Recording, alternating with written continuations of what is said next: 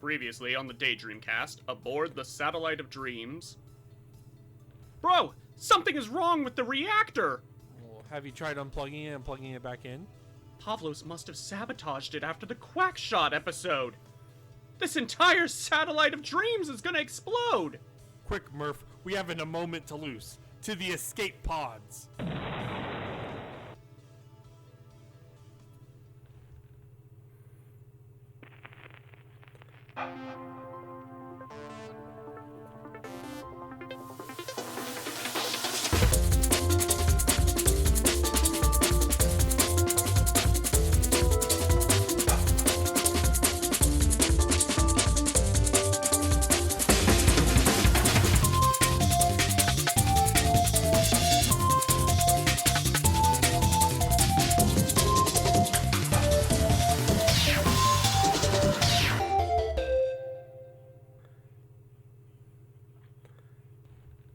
Well, Murph, we've been through a lot. That season finale of the Daydreamcast was brutal. I know. You're really rocking the eye patch now. I am punished, bro. The entire Satellite of Dreams has blown up and is now debris among the stars. But luckily, we found an air pocket. Where it has like a small cabin. You know? Yeah, and the recording equipment. Yes. How fortuitous. And now we're drifting into deep space. Yeah! We were orbiting the dreams, now we are deep inside. We are probing the dreamscape, if you will. Where we're going where no Daydreamcast has gone before. And by that, we're going into Whatcha Playin. I played a game, and I recently played it on stream. I will promote the stream more, and I will start doing the stream more, but I played Astalon. Tears of the Earth is, I think, the subtitle. Okay, tell me about this, because my mind hears that name and just Pavlovian goes, Astalon, Tears of the Kingdom. Tears of the King. It is not that. It is a very old school coded, almost like NES coded Metroidvania. So, like, basically... it looks like, 80s style graphics, 8-bit, a little bit more detailed, but still in that vein. And you swap between 3 party members, a mage with a projectile, a archer with a different projectile, and a warrior who is melee only. And then you can possibly, quote, wink wink, get other party members down the line. But you're going through an entire giant tower castle thing of monsters and what have you, going through boss battles, earning new abilities and earning new party members. And the game is super fun. I beat the game and I want to go back to it later in my time. So this is mainly, it looks like, taking off of Castlevania 3 with the party swapping. But honestly, looking at these screenshots and graphics, I'm being reminded of Shovel Knight. To me, there's a lot of different influences you could point to. Like, you could point to the influences of, like the Zelda 2 or other games like that, or you could do, like, the Final Fantasy or Dragon Quest. There are Castlevania references in this. There's Final Fantasy references in this. To me, it's just really, really fun how it's a blend of everything. And I think that's what Shovel Knight is too. Shovel Knight also reinterpreted a lot of different elements from the past to create something new, and I think it works here. Okay. So as far as pixel video game throwback, NES style throwback, is this one of those delivers the experience as you remember it types, or is it like we're just taking the aesthetic more or less and doing some like modern updating with the gameplay?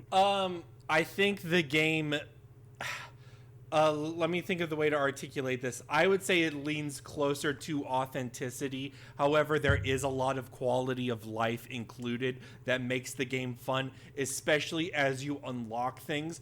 I would venture to say that a lot of the upgrades are quality of life upgrades. For instance, I'll go ahead and spoil one. It's a very light spoiler one, which is you can't swap out characters initially. You have to go to a fire, which is basically like a mini checkpoint, and swap your character. There is an upgrade that allows you to swap characters on the fly later on.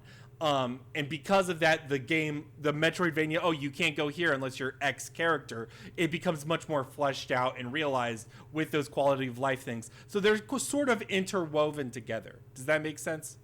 Yeah. I am a sucker for games with multiple playable characters that you swap between, and each one can do different things. Mm-hmm. I do like the art of this. It's reminding me, has Yacht Club's new game come out yet? Mina the Hollower? I've been waiting on that. No, however, and I don't think I ever talked about it, I played Mina the Hollower at PAX.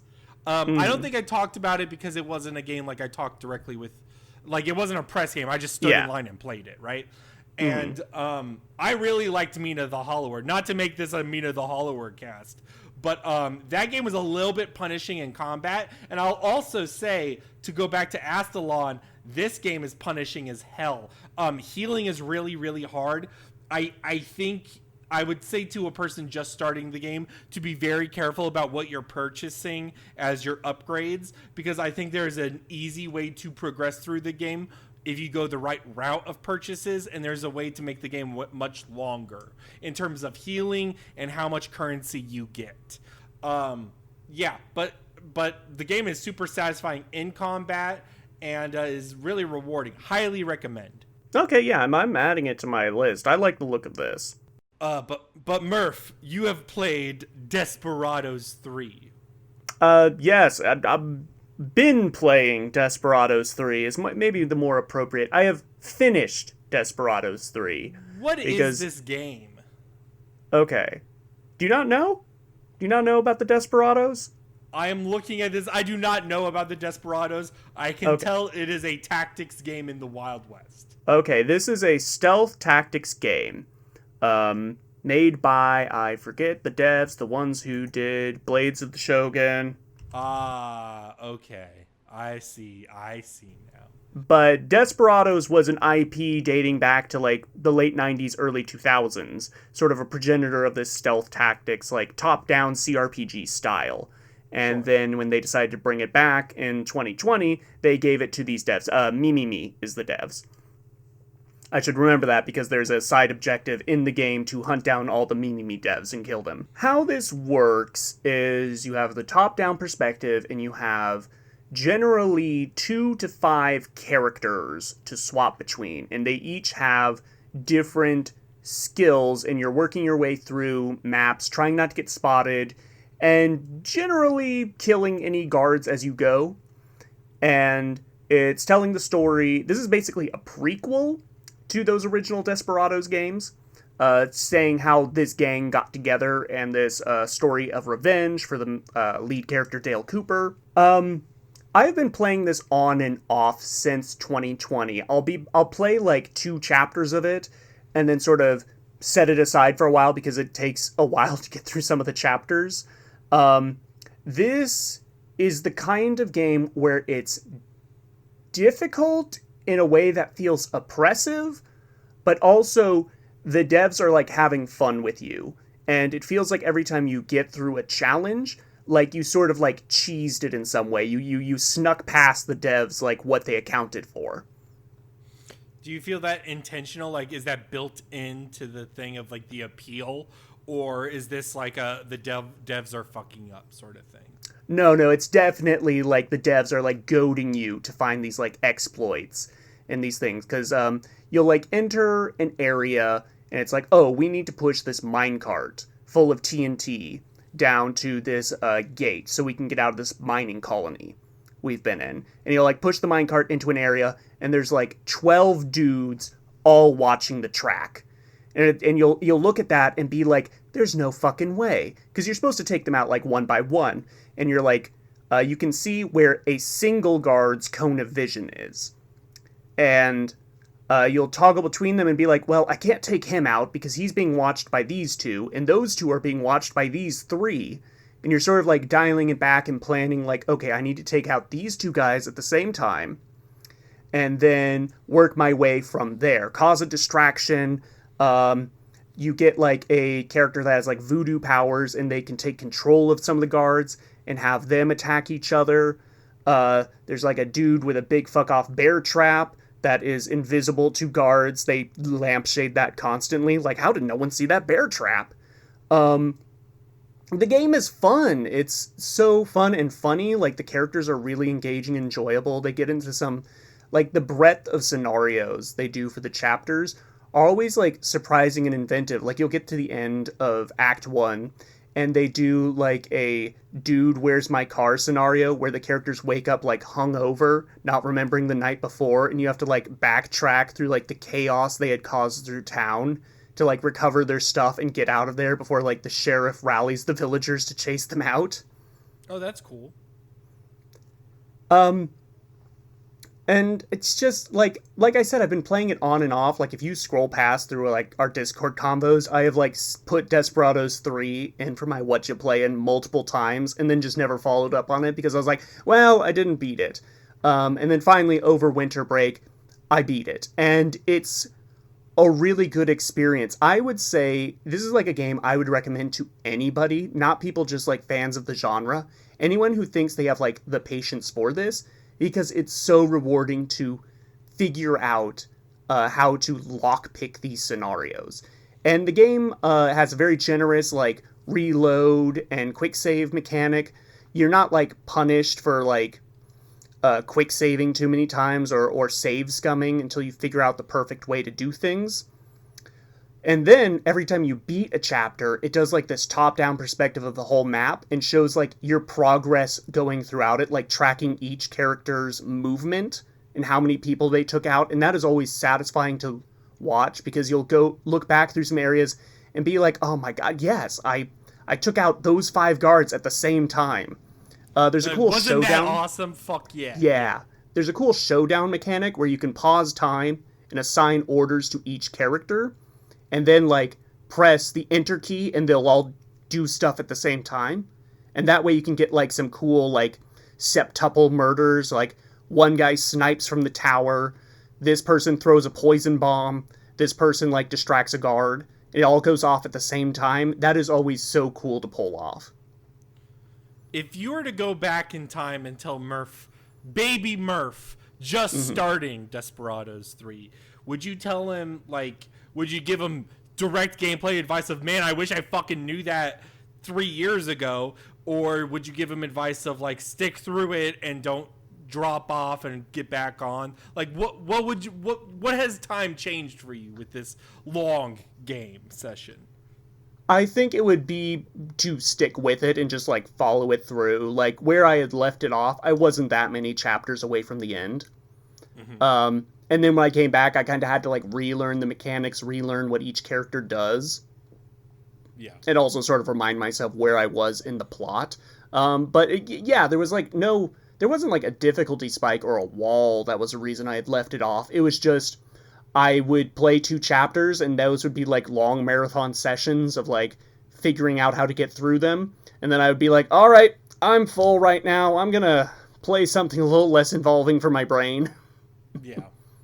But I immediately want to go in and try the dev Mimi's other games. I have already downloaded Shadow Tactics, and I also want to play the pirate one they have, Cursed Crew Shadow Gambit. Oh, that sounds fun. I like pirates. Yeah, and these are undead pirates. Ooh, that sounds so good. That sounds so fun. Oh, man. But Murph... Bro, what is the finals? Do you know anything about it? I do not. This is, I don't know how popular it is, but I heard some, like, buzz about it, so I decided to check it out. It is a free-to-play first-person shooter, kind of styled in a sort of team way. The typical game would be a team of 3, and then you fight, like, 4 other teams to secure some sort of, like, loot. So either you're killing people, taking their money, and then depositing it, or you're fighting for a specific payload to then deposit. But the game has a huge, like, sort of momentum to it, to where there's, like, 3 different classes And they have different weapons depending on class and different classifications of that, like heavy, medium, light. One's fast, one's slow, can damage things. The environments are highly destructible, and you can also revive teammates. So that's really nice. But when you start to win, you start to really push up. And when you lose, and you can lose in an instant because someone can catch you off guard, the game goes fast. They just now recently added a single player mode, not a single player mode, but like without a team, and that one's much more hectic because you're much more likely to die. Or like a free for all death match. Yeah, it's a little bit more free for all. You still have to do the payment thing. It's not a pure death match. But you don't have to rely on a team, because sometimes one of the big problems with a team game is sometimes your team is not good. Well, I'm just going to say it. Yeah. But otherwise, the game is really, really fun. It is a season pass type of game, and one of the reasons why I want to talk about it is because I don't have much experience with season pass games. I don't particularly like them because they demand a lot of my time. And Murph, we have a podcast. I don't have a lot of time. You know what I mean? Like, I can't be like, oh, I have to spend 80 hours playing this fucking game and getting this thing to get the cool shit I just bought. Like, I spent $10 to not get the things I wanted to get. You know what I mean? That sucks. Yeah. It's bad. Like the battle pass system I've never been cool with. Like, I believe I've said on this pod before, like, I got into Overwatch, like, on launch Overwatch 1. Pretty hard, and when I think back on all the money that I sunk into those stupid loot boxes, I'm a fucking enabler. Yeah. I think, like, God damn it, Jim. And you know it's bad when loot boxes or direct payment were 10 times better than the season pass system. Yeah. Yeah. Because at the very least, if I was like, man, I really want that one fucking Reinhardt skin, I could put the money down for it. Yeah. Whereas the finals or fucking Fortnite, dude, Shredder just came out for Fortnite. Murph, I love Shredder. You are on record. I would have to play the game for I don't know how long, put money down for it. It's just not worth it. It's so much of a barrier of investment. And they do it so they can keep the people who are already in hooked. And I understand that. But it is a very off-putting system from the outside. So what's, like, the aesthetic of this game? Because I'm looking at its Steam description, and it says, join the finals, the world-famous free-to-play combat-centered game show. So when they say world-famous, is that, like, are they being, like, meta? Or is this game, like, actually popular and I've never heard of it? The game itself, like, the story of the game is a show. It's like you're in a show. And you're like, competing. Does that make sense? Okay, it's like Running Man? Yes. Yeah. But I guess it's not for your life. It's just for fame and fortune. Oh, well, if that's all then. The aesthetic itself, I mean, the game kind of reminds me of the Call of Duties and the Counter-Strikes. It's much more similar to a Call of Duty. It's okay. I don't know. I think the biggest thing that's an appeal is either the funky costumes or specifically the environments. The environments have a little bit of an in-between. They're not hardcore realistic. They have a little bit of a Mirror's Edge futuristic tone to them, but they're also floating and have different colors to them. I don't know. The art direction can be quite nice. But also at some point in time with the destructible environments, a lot of it will be crowded out by noise. Does that make sense? How's the player base? Because it feels like shooters are a bit on a decline right now, or like they just like a new Call of Duty will get announced, and it doesn't feel like, you know, for lack of a better word, the event it used to be. I agree. I think the only really big ones now are like the Fortnites of the world. But I guess that's one of the reasons why these go free to play. Is free to play kind of gets rid of that, you know, thing. Like, to me, I was like, oh, Team Fortress 2 died a bajillion years ago. But technically speaking, like 3 years ago, it was more popular than I had ever played it when it was like a paid game. Yeah. Because free means that anyone can do it. That being said, I don't know the actual player base. There could be bots. The game never feels empty, but I don't know how the bot situation is. What is Sephonie? I know nothing about this game. Okay. This was like my indie game pick for the episode, because I was like, man, I really haven't done my due diligence bringing in like weird and niche indie games in a while.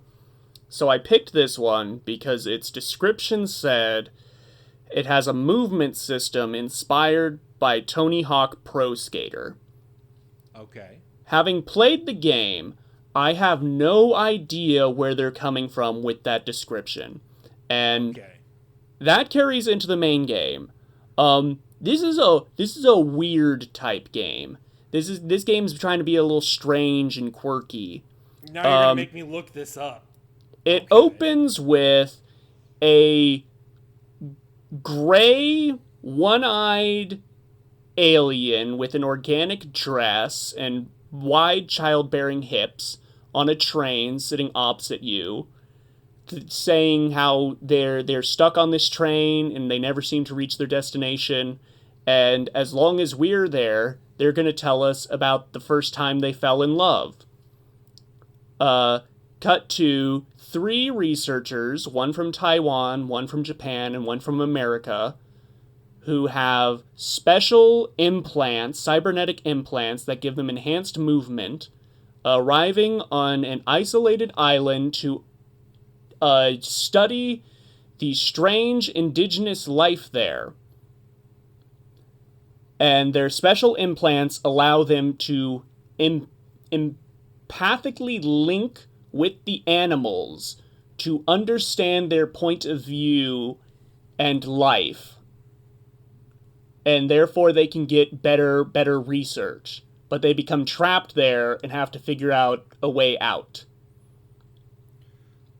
What is this game? You're saying a lot of plot. What is the game? So it's a match 3 puzzler. Oh.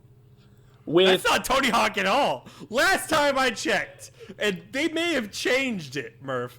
Tony Hawk is not a match 3 puzzler. So the linking with the animals and the studying the wildlife, that's a match 3 puzzler, and to get to the animals, you have to go through platforming segments. And the platforming, like, in the tutorial, they're like, oh, running is like, imagine it like being on a skateboard.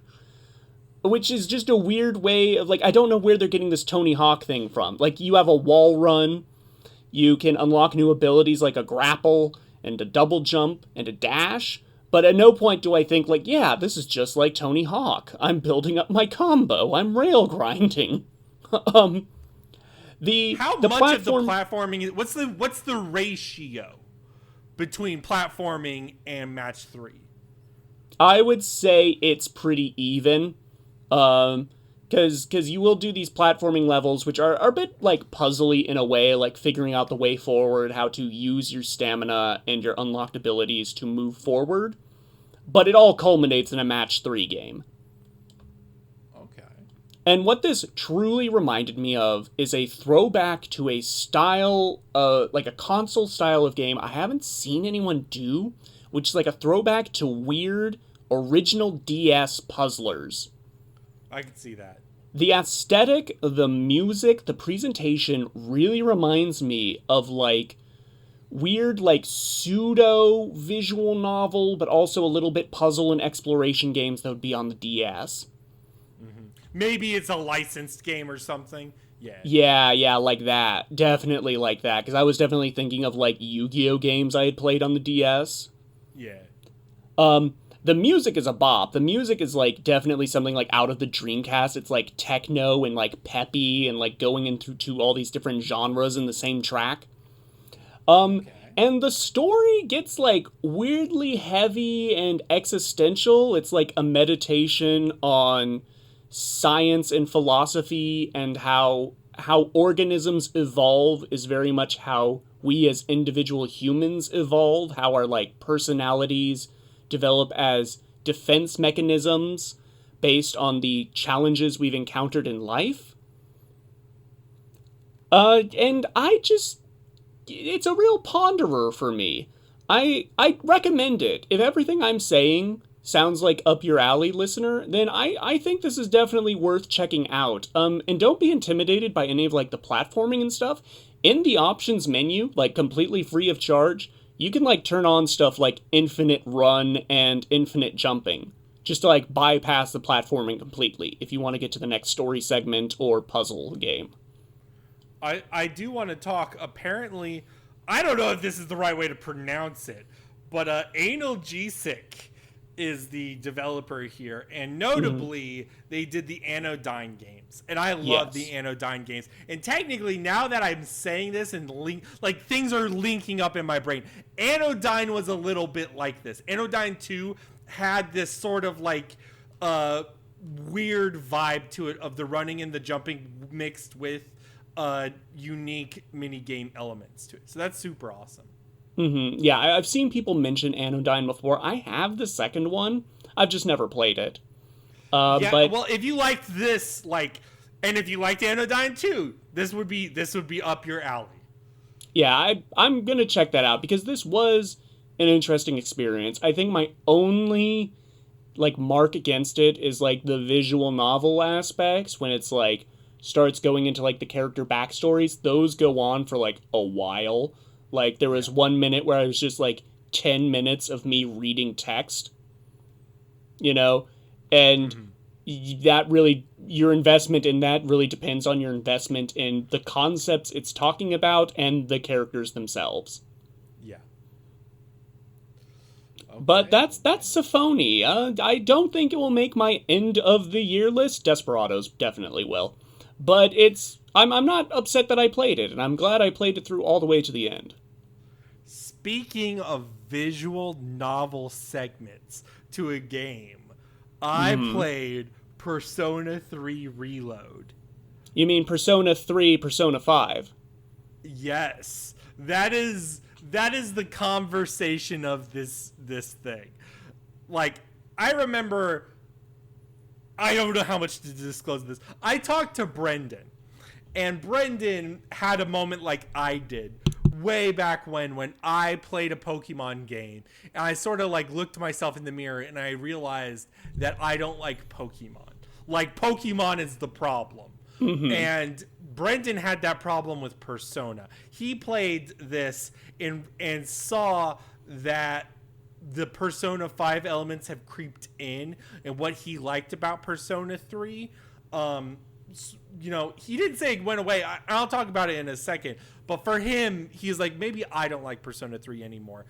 So that has been like the main focal point, even on Twitter or whatever. Like when you go on there, people who are like upset or like disliking Persona 3 mainly come from the perspective that they are not capturing what is special about the original version, or that it's not complete, because there still is not a complete version of Persona 3, and are instead just sort of making it in a Persona 5 skin. And is this like a Blue Point remake scenario where it's like they've painted over the original like moody intent of the graphics with something that looks much more like realistic, like the Demon Souls remake or the Shadow of the Colossus remake? Different people would answer differently, is what I would say to that. The short answer to that is no. It is like a full coat of repaint makeover. They definitely went in and fixed some stuff, like bad character portrayals. Like in the early Persona games, there would be some offensive moments. And this game seeks to fix that. Like, they got rid of the transphobia, which is the first time I've seen that in a fucking Persona. Like, it's the first time I've seen Atlas and these developers want to fix transphobic elements. So that's very hopeful. I'm trying to think of how to say it. I think the game looks good. It pops a little bit more, but I feel like it pops in a very organic way, and it still deals with the dark elements of Persona 3.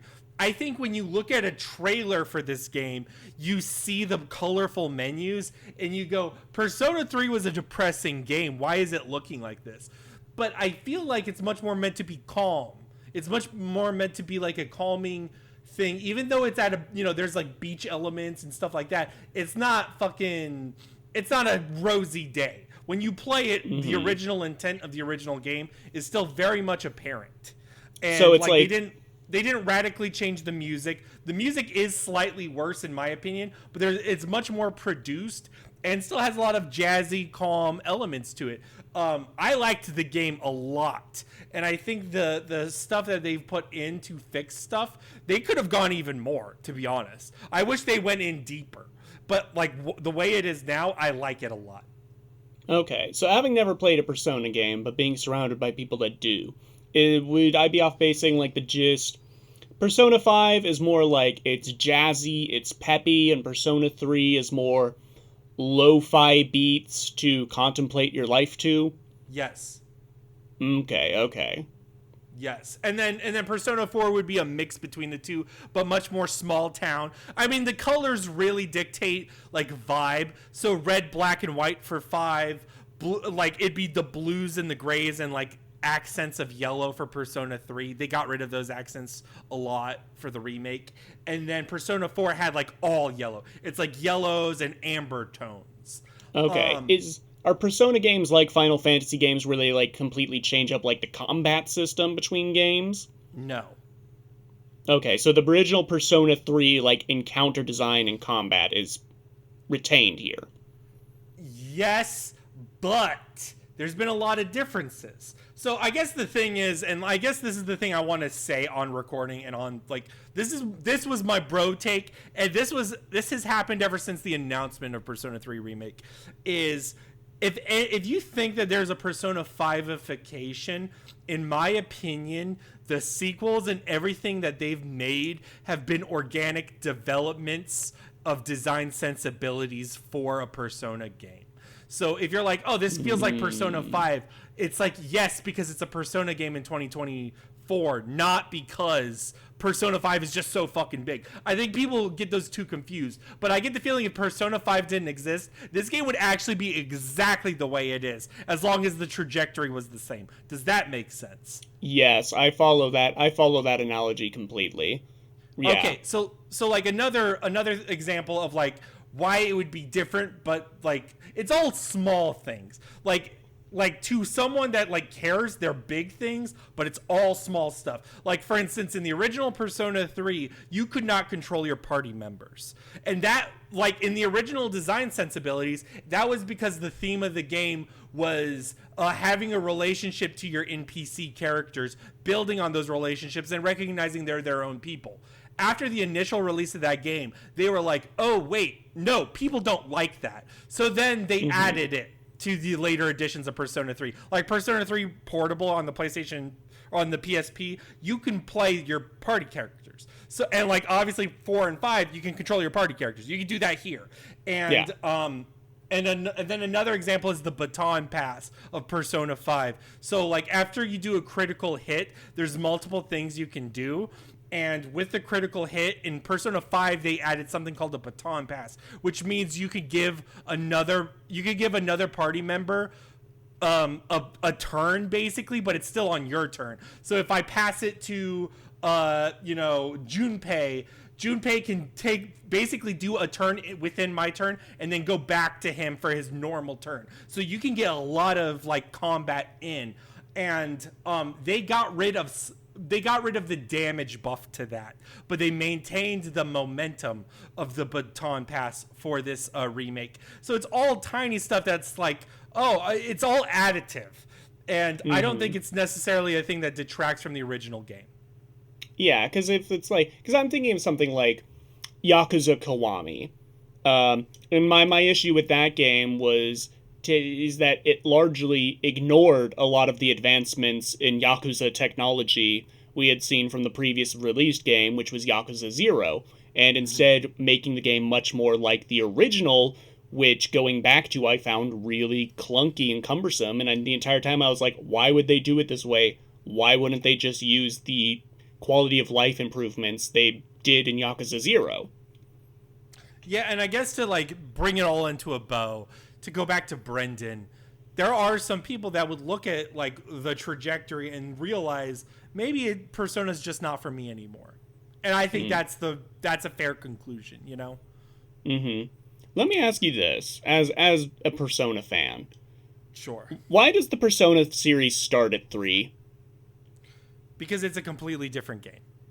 Okay, fair enough. Personas 1 and 2 are like very, very clearly Shin Megami Tensei spin-offs. And technically Persona 3 onward are also, but for instance, they dropped the Shin Megami Tensei subtitle. I think 3 might have kept it. 3 might have, or in the initial release. But now that it's not technically an SMT. The only SMT link now in like a Persona 5 is that the monsters are the same. Like the demons and the personas are the same. They just call them personas instead of demons. Okay. And like Persona 1 and 2 were much more focused on the dungeon crawling and a much more engaged story with complexity. 3, 4, and 5 do have good stories, but they have a lot more of social life elements. So it's almost like a dating sim, but it's like a life sim. You're going to school, you're doing your homework, you're talking to friends, and all those things feed into your combat in the other life. Does that make sense? Yes, I follow that. Okay. Yeah.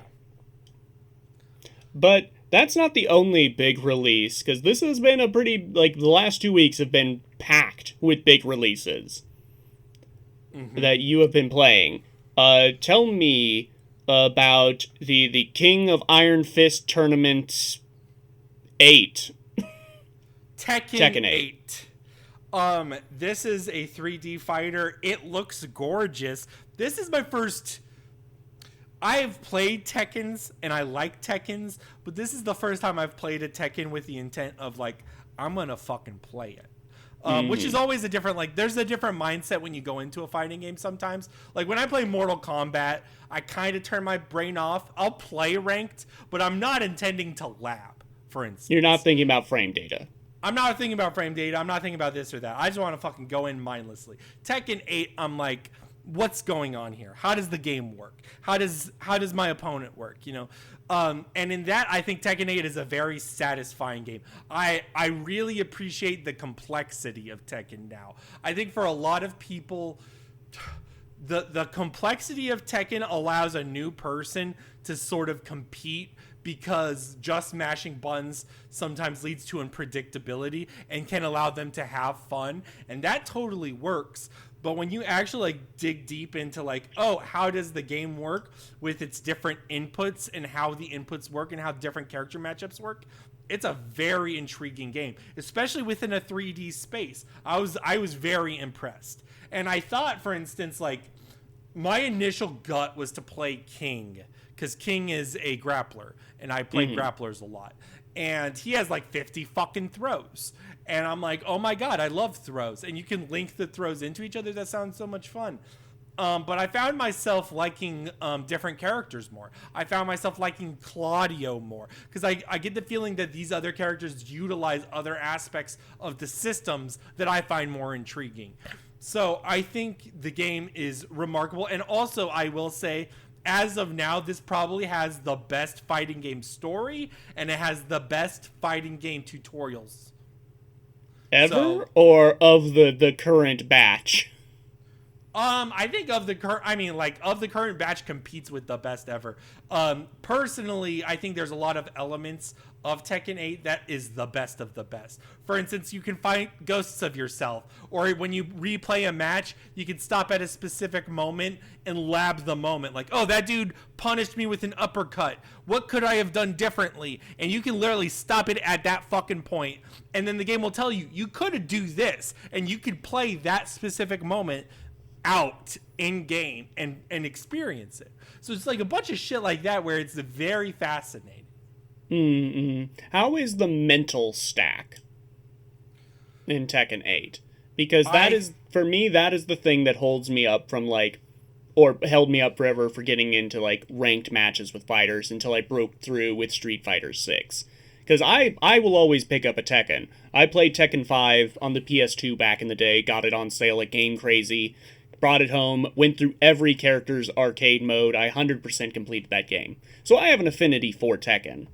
But for me, it's on like my brain places it on like Smash Bros level of like, oh, this is a game to like just play with pals and we just mash buttons at each other. Yeah. I would say perhaps for me the mental stack is actually easier than 6. Street Fighter 6 has a crazy mental stack.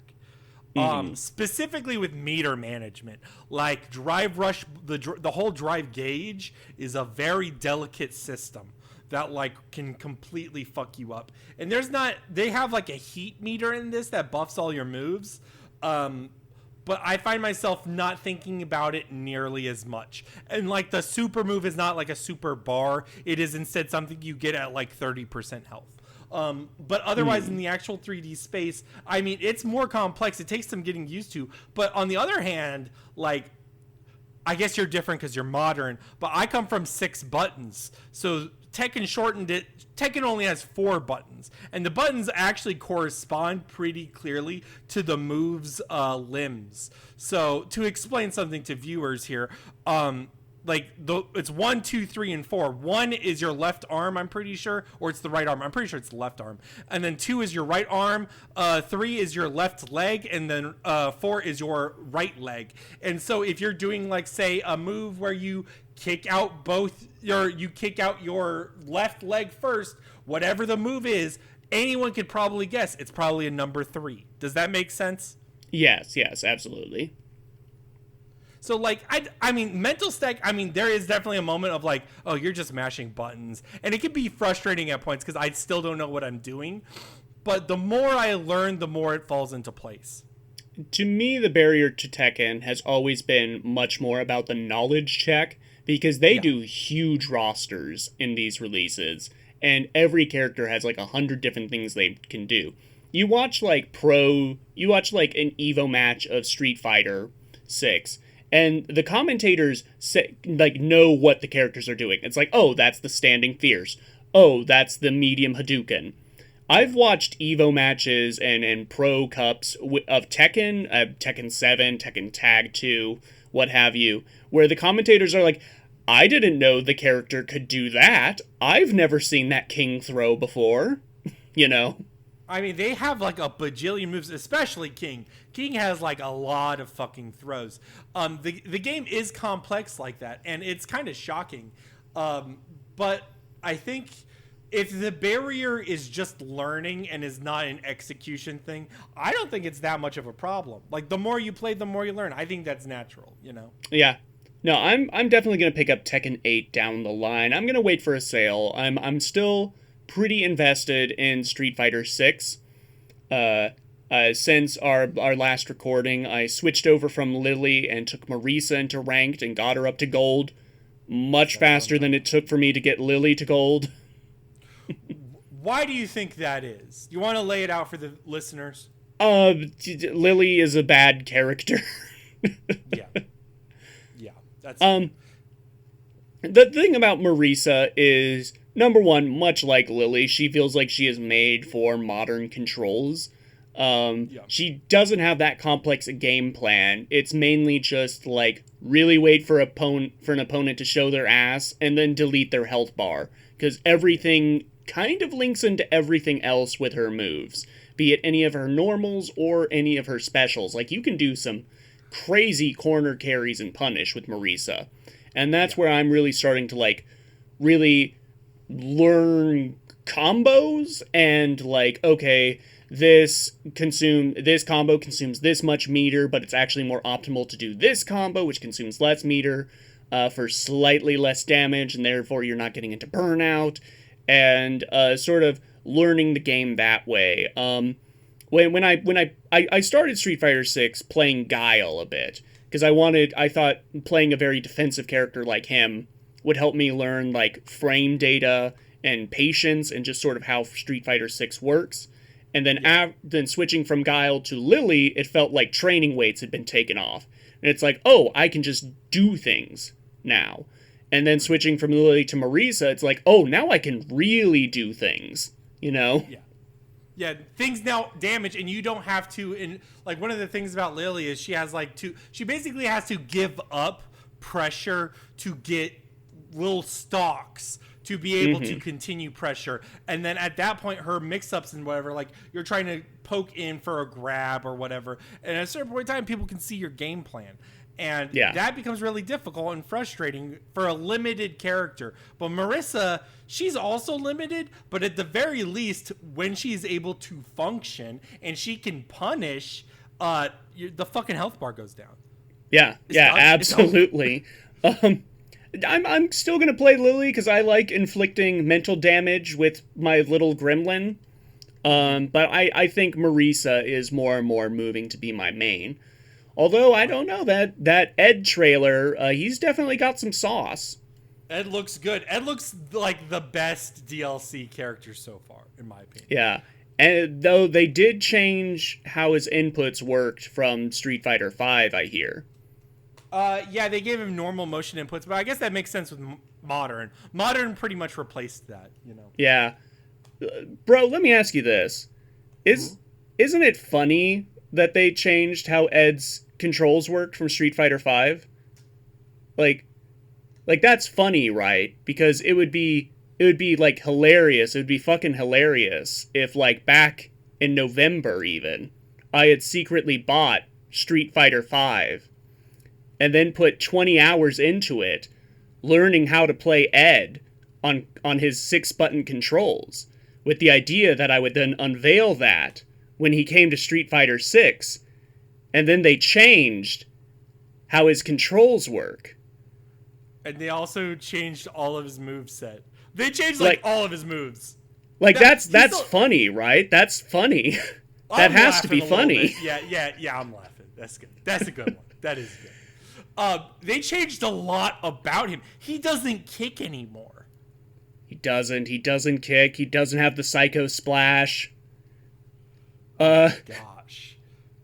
I look forward to seeing Murph's Ed anyways. I have the feeling that you'll still do better.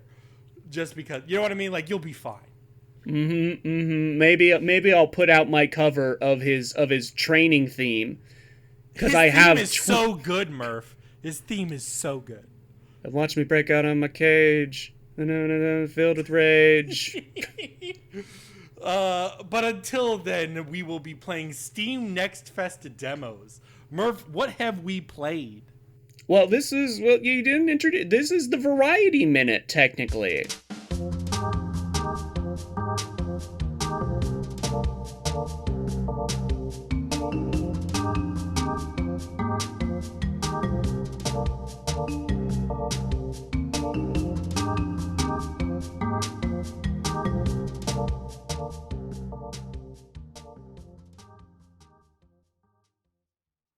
New season, we're trying out some new stuff. And one of the things is like, hey, maybe the Variety Minute can actually be varietical. And so we... That's what I call Variety, Volume 1. And so, yeah, we Steam Next Fest is going on, and we decided we'd pick out some demos and bring a sampling to the listeners here. I'm going to talk about... I didn't put it on my list. I'm going to talk about Lysfanga first, because that's the best demo I played. Okay. Lysfanga's Time Shift Warrior. I can't remember which not E3 showing this was revealed at. This is basically like a it's a top-down action game, kind of like Hades. I don't think it has any roguelike elements. Sure. Or at least if it does, they aren't present in the demo. And what this is you are a warrior, a lady warrior, a lovely lady who can rewind time and create a copy of herself doing what she has just done. I'm explaining this poorly. It's like Blinks the Time Sweeper. So you'll go into an arena and there will be dudes placed about, and they don't move about much. They'll attack you if you get close. But mostly it's a puzzle element because you don't have enough. There's a timer that starts and you don't have enough time to take out all the dudes.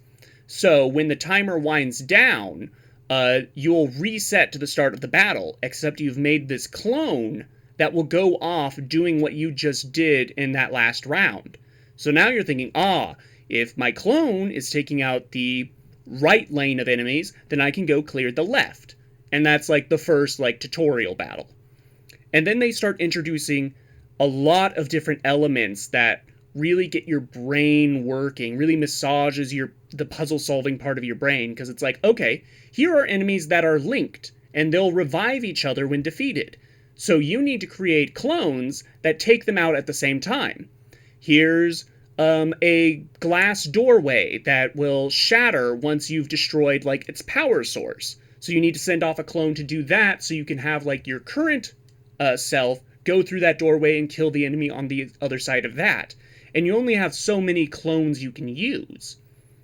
And towards the end of the demo, I had like 6 going at a time, and these battles got like crazy elaborate as I was piecing together like the optimal way to do things. And the demo also has like a time trial mode, and that was really satisfying to complete. Mm-hmm. It's something where it's one of those gameplay ideas where my immediate question is like, how do the devs like build upon this, or is it just like the same idea repeated for like 100 challenges? Just within this demo, they show that they have a lot of ideas on how to work with this, and straight up in the demo text, they're like, the final game will be around 14 hours long, which is cool. I like that honesty. Yeah. So I will definitely check this out, because it's definitely got not necessarily something I haven't seen before, but a mechanic I haven't seen done this well before, with the idea of like rewinding time and sort of like playing back what you've done. Tell me about Nevergrave. There we go. Nevergrave. Nevergrave is a Metroidvania. I tend to like those.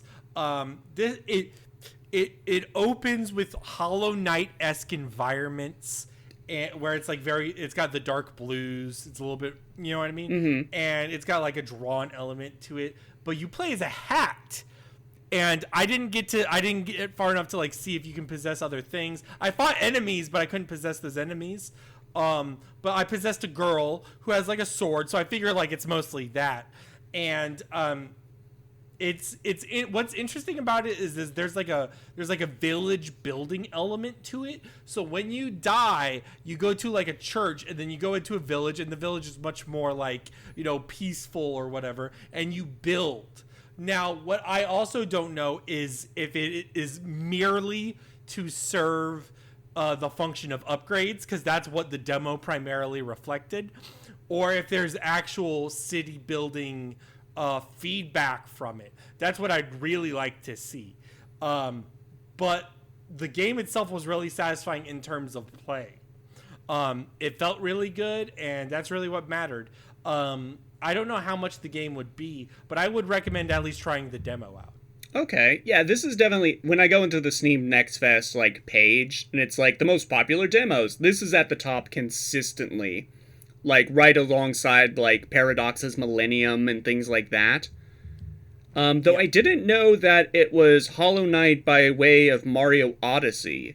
So you get the vibe that you're, like, moving from thing you can possess to thing you can possess to, like, get different movesets. The game didn't really reflect that when I played it, but you literally play as a hat. Mm-hmm. Like, you are a hat first, and then you do the cappy thing of possessing. So that may come into more promise later on. I also would compare it to Dead Cells, particularly with its level design. It's semi-random and has like even in structure. When I played it, I'm like, oh, this plays a lot like Dead Cells. So that's interesting. Sort of in the vein of Lysfanga, which I played Children of the Sun. Ooh, I played this as well. Yeah, this is from Devolver. My first and immediate thought was like, oh, Devolver's trying to get a new Hotline Miami, because this definitely the aesthetic of this gives off Hotline Miami vibes of like an edgy, sort of trippy experience, and then very minimalist storytelling of a very brutal nature. From what I can gather, you are a little psychic androgynous child whose father has been killed by a cult, and you've taken it upon yourself to kill off every member of the cult. And you can do this because you have a sniper rifle with one bullet that you can use your psychic powers to redirect where the bullet goes midstream. So you'll shoot a guy, you'll take time to line up your shot, you'll shoot a guy, and then once you've killed him, everything will slow down and you can choose where the bullet goes from there. And you're trying to pick a path that hits every enemy in one, like, quote-unquote, one shot. How did you feel about the actual gameplay? Like, for me, when you compare it to Hotline Miami, I definitely agree with it in terms of, like, the framing.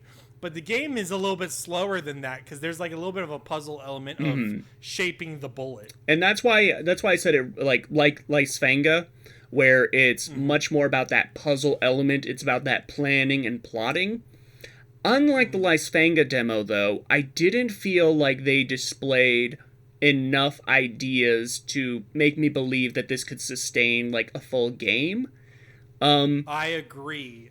There were things that, like, I was like, I wish there was a time limit on my bullet, like, sitting there and doing the bullet. Like, once you kill somebody, you can kind of just stay there for, I don't know if forever, but close to fucking forever. Yeah. And, like, you could also later on change the trajectory of the bullet, which does lead to some cool avenues, but I feel like that's sort of removing a limitation and something that is meant to make you think and like, oh, you can just move the bullet, kind of. Yeah, you know yeah. I mean? They introduce stuff like that puts me off. You can redirect, like, the angle of the bullet mid-flight, or by killing enemies in certain weak points, you unlock an ability to freeze the bullet mid-flight, regardless of hitting anything, and pick a new angle to attack. So you can just, like, shoot someone and then, like, shoot off to his right where there isn't anything, freeze time, turn the bullet, like, around 360 and shoot a guy on the roof of the building he was in. And that's, like, nifty, but like I said, by the end of the demo, I was like, okay, I've seen all I need to do. I just don't see this getting much more elaborate. The most interesting thing that happened to me during the demo is I felt like I was stuck and couldn't figure out, like, how to hit the last guy on this map. And then I, like, looked up and saw, like, a goose flying overhead. I was like, can I hit the goose? And it turns out you can. And I shot up, hit the goose, and then I had a top-down view of the map, and I could sight the last guy and kill him. And that was interesting. But it's not like, that's not like the wow back-of-the-box detail, right? You know what I'd like more of was, you know how you could shoot the gas tanks for the cars? I wish there was a little bit more of, like, a Rube Goldberg thing to it, where you could, like, specifically look at environments and see for more creative environment kills. Yeah, because at the end of each challenge, it does, like, break down, like, oh, environmental kills, number of quote-unquote shots you had to take, like, number of, like, connecting shots, and the time you spent in the level, and then it will give you a score. It just, yeah, like you said, there's not a Rube Goldberg element. When I think of something similar to this, I think of, like, the Hitman trilogy, and they had, like, a sniper mode where you could set up these Rube Goldberg scenarios from a sniper rifle. Yes. But that's obviously a very different, like, what this is trying to be. This is like pool. This is like dominoes. It's like, how do I get from point A to point B in the shortest number of connections? True. Well, I played Berserk Boy. And this game is interesting. I saw the trailer for it weeks ago, and I was like, oh, this game looks good. I like games like this. It's like an action platformer. It looks like a Mega Man. I love Saturday morning Mega Man shit. And it reminds me of Gravity Circuit. Specifically in the melee, it's a melee game. So it's not necessarily jump and shoot, but it also has different transformations. That's like the key thing here. And the demo really only explored one transformation. It did have a second one at the end that you could play with, but like in terms of level design, it was encouraging and built for one transformation, which was this sort of like air kick thing that like made you dash. It was like an air dash that allowed you to link into other into enemies and stuff. And it also feels like the game was, I don't know if this is like just me playing the demo and being like, wow, but it feels like the game was meant specifically for that, because I didn't get a lot of good vibes from the second power, and I didn't get a lot of good vibes from the base kit. So like the Berserk Boy's basic jump, I almost hated. I hate how he moves in that way. It feels like I'm like the only time I'm having fun is if I'm actively using suit 1's power, and that's cool. And it is really good. I would recommend playing it, but I definitely wish that when it goes further in that they go for more depth and make the basic things feel good. Mm-hmm. So does this feel like switching between the suits? Is this like a hot swap thing, or is it like stop, assess the situation, put on the suit you need sort of thing? Like what's the flow?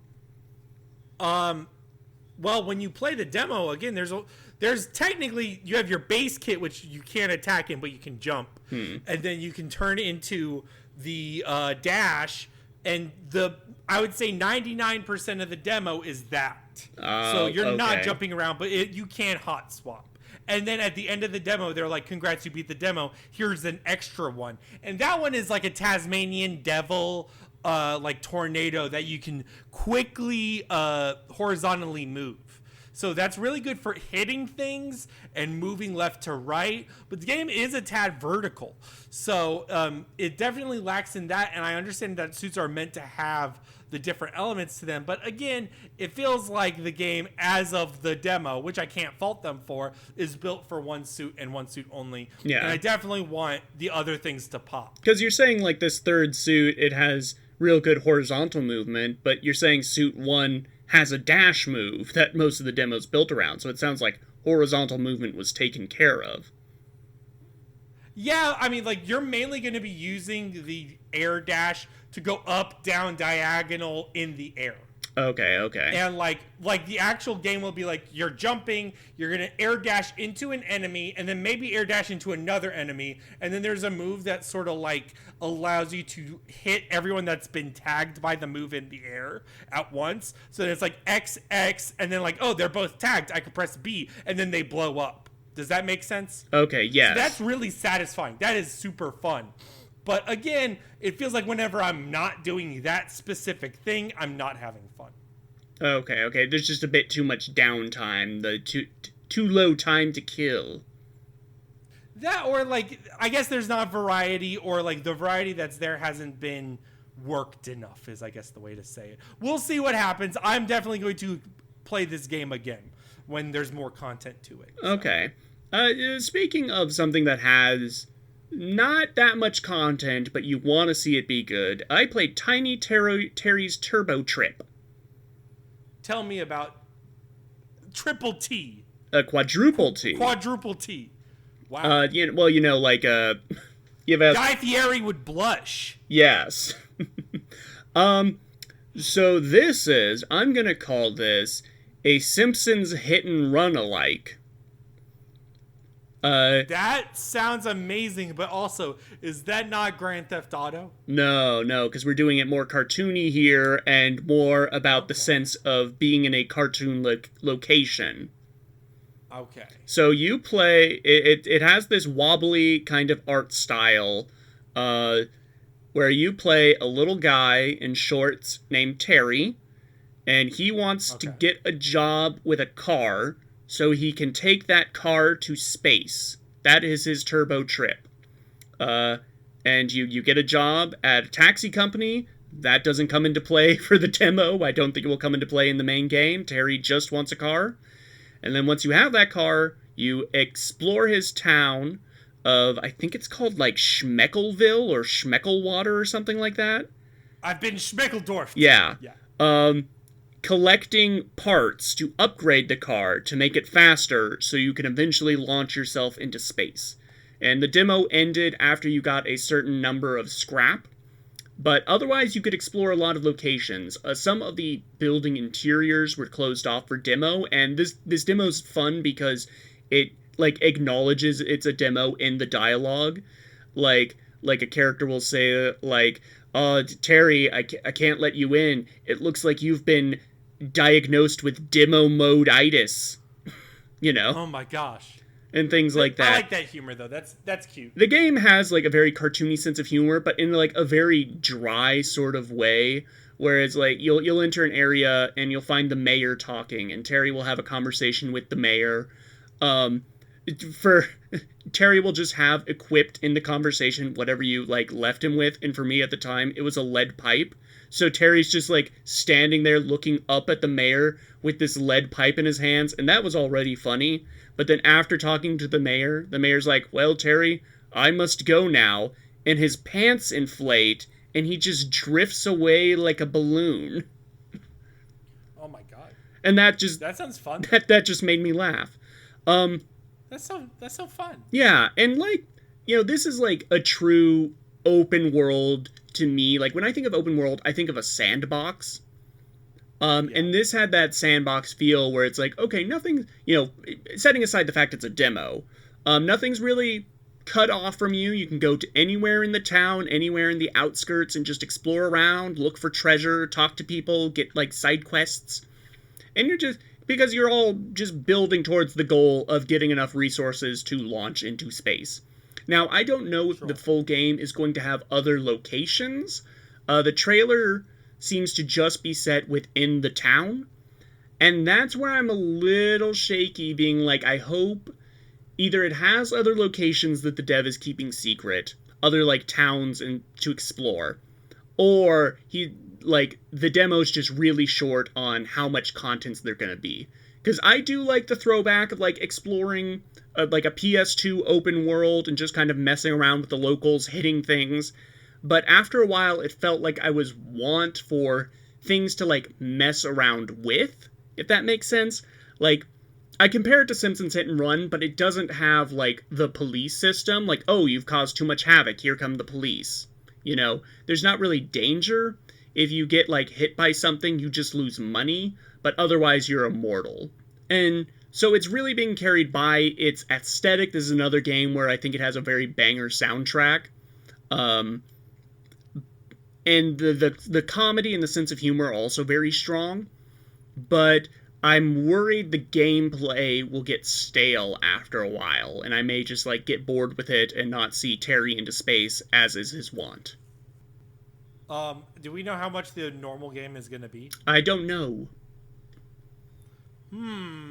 We shall see. We will be looking at its career with great interest. But until then, what game did I have listed? Mad Mullet Jack. I gotta talk about Mad Mullet Jack, y'all.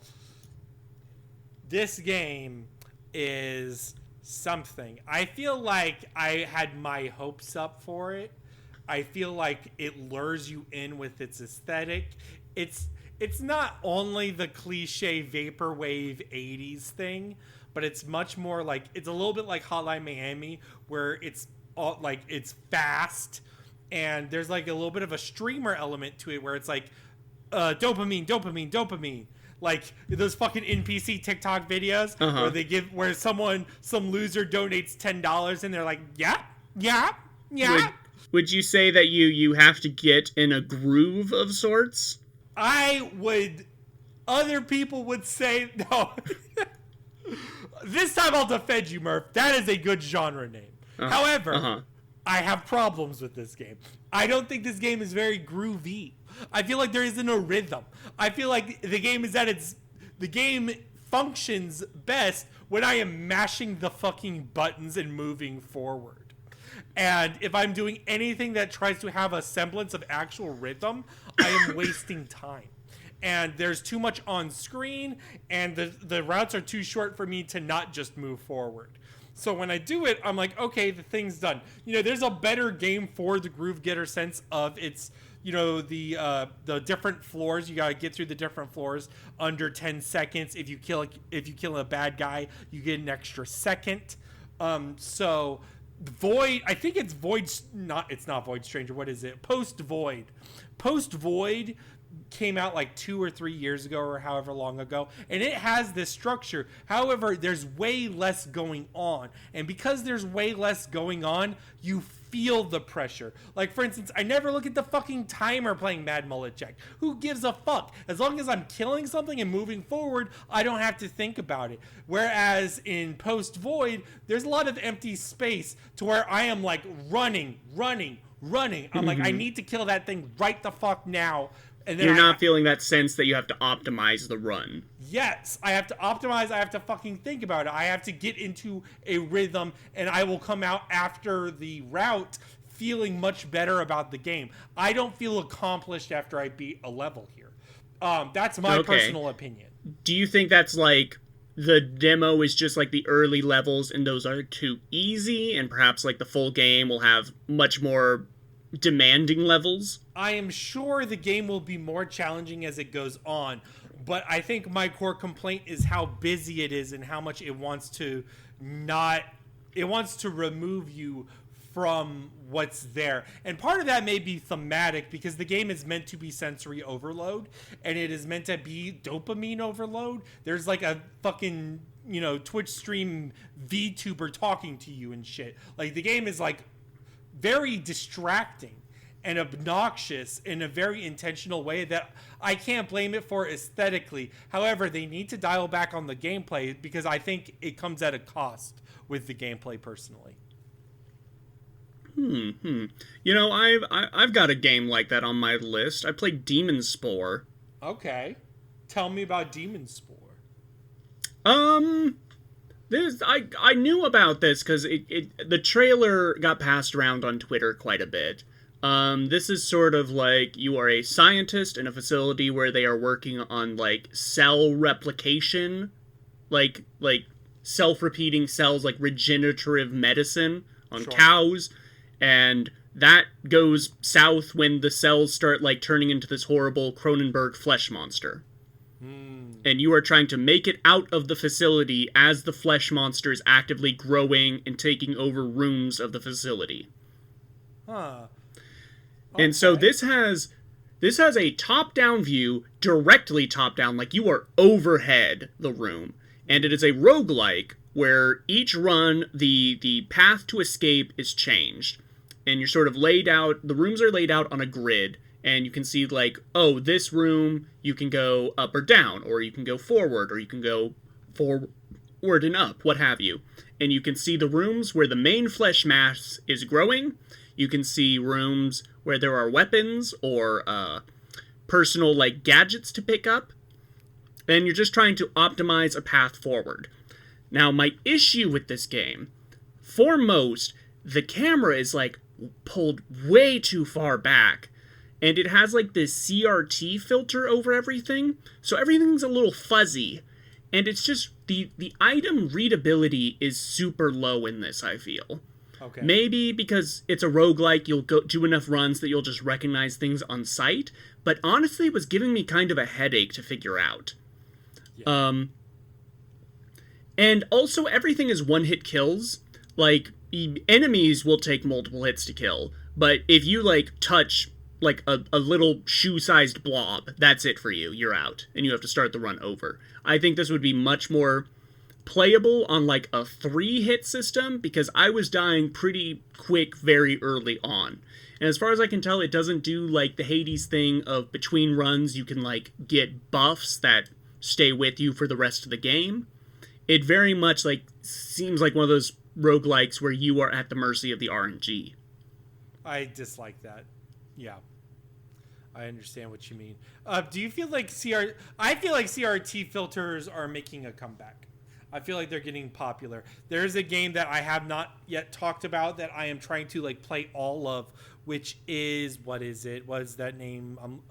Crystal Story Dawn of Dusk. And that game also has a CRT filter as like built into the game. It's part of its intentional aesthetic. And I think it works there, but I can see the issue of like a roguelike readability because there's so much urgency. Like the game I just mentioned was like sort of an RPG-esque thing where it's like very Zelda puzzle elements and then like single FPS turn-based stuff. So the CRT doesn't ever get in the way of fidelity. Yeah. For this, I think definitely I would have like a toggle to turn it off, or because I tried this on my computer and was like, okay, this isn't working because I'm kind of having to squint to see. So I downloaded it to my Steam Deck and tried it there, and it was even worse for me to like play. I definitely got headaches playing this. And it's a shame because I was really into the premise when the trailer was getting passed around. I like flesh blobs, but I think as a demo, it doesn't sell me on the game because it feels like the demo is the full game. Like, we were talking about Lysfanga and Children of the Sun, where it's like, oh, I can see how this can be elaborated on for the full game. Here, it doesn't feel like they're showing enough ideas to convince me, like, the full game is worth it, when the demo just has, like, a run you can do. Yeah. Oof. Well, I mean, I guess there'd be different areas, but fundamentally that doesn't change gameplay. Yeah. Yeah. So I don't know, like, maybe there's characters you unlock, or I don't know what, but this was definitely the weakest of the demos I played. Okay, you know what is not one of the weakest demos I played? It's probably my demo of the experience. Like, this is my favorite so far that I've played. I will play more. Is Crow Country. Yes, tell me about this. I love Crow Country. It is so good. Second only in interest, and I will be playing it as well, is the Heartworm game. Those are both survival horror games, but let's talk about Crow Country.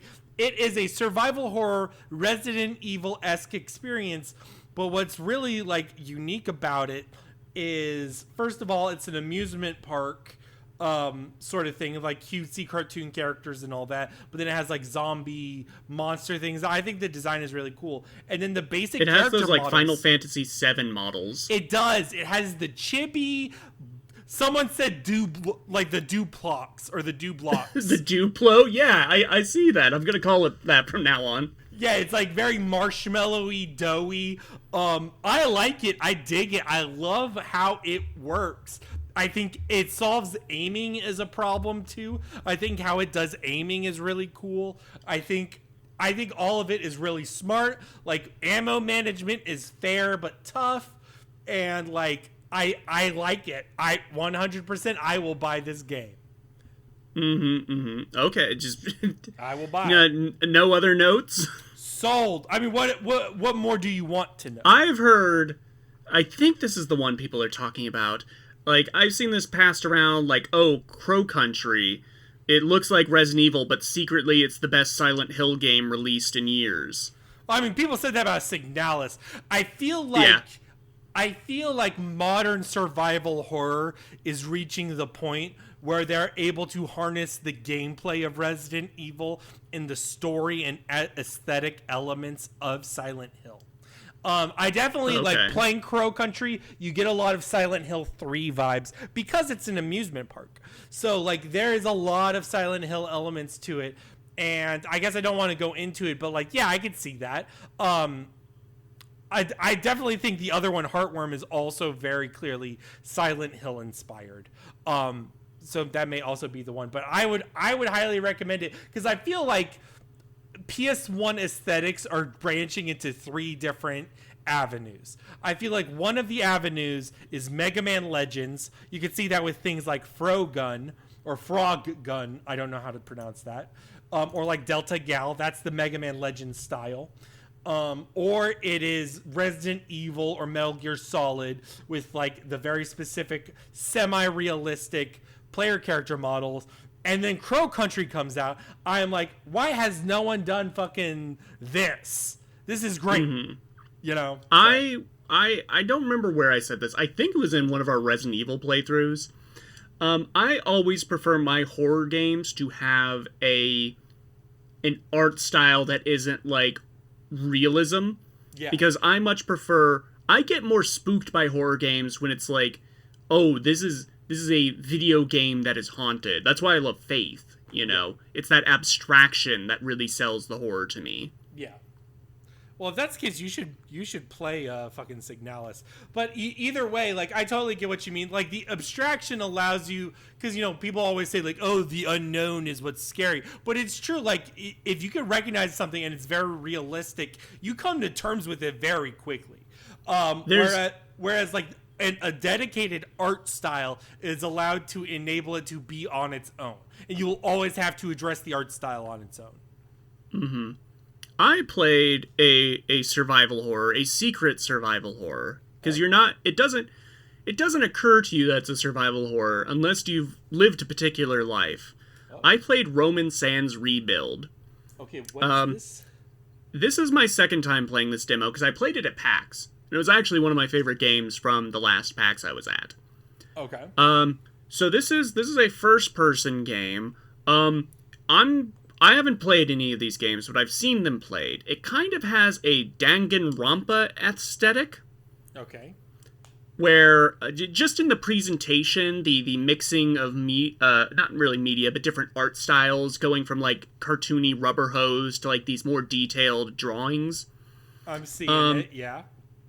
So you wake up at a beach on an abandoned resort as the sun is growing larger and threatens to consume the planet, and you go inside the resort and find 4 baby boomers who immediately start shouting orders at you because you are the only custodian in that whole resort and they want to get to their rooms. And you serve their needs, you get one of them their pills and then get them a margarita so they can wash down those pills, and they tell you to look away so you can't judge them for doing that. And then you get the instruction to walk back to the beach, you walk there, the sun consumes the planet, and you wake up on the beach again, you're in a time loop. Oh. And so every day, every cycle, depending on how well you satisfied the customer's needs, you like rank up your employee level and get tools that help you fill their needs quicker so you can advance the story much faster. So the demo has like the big issue is the elevator's not working and you need a toolbox, but you don't get a toolbox until you're rank 5.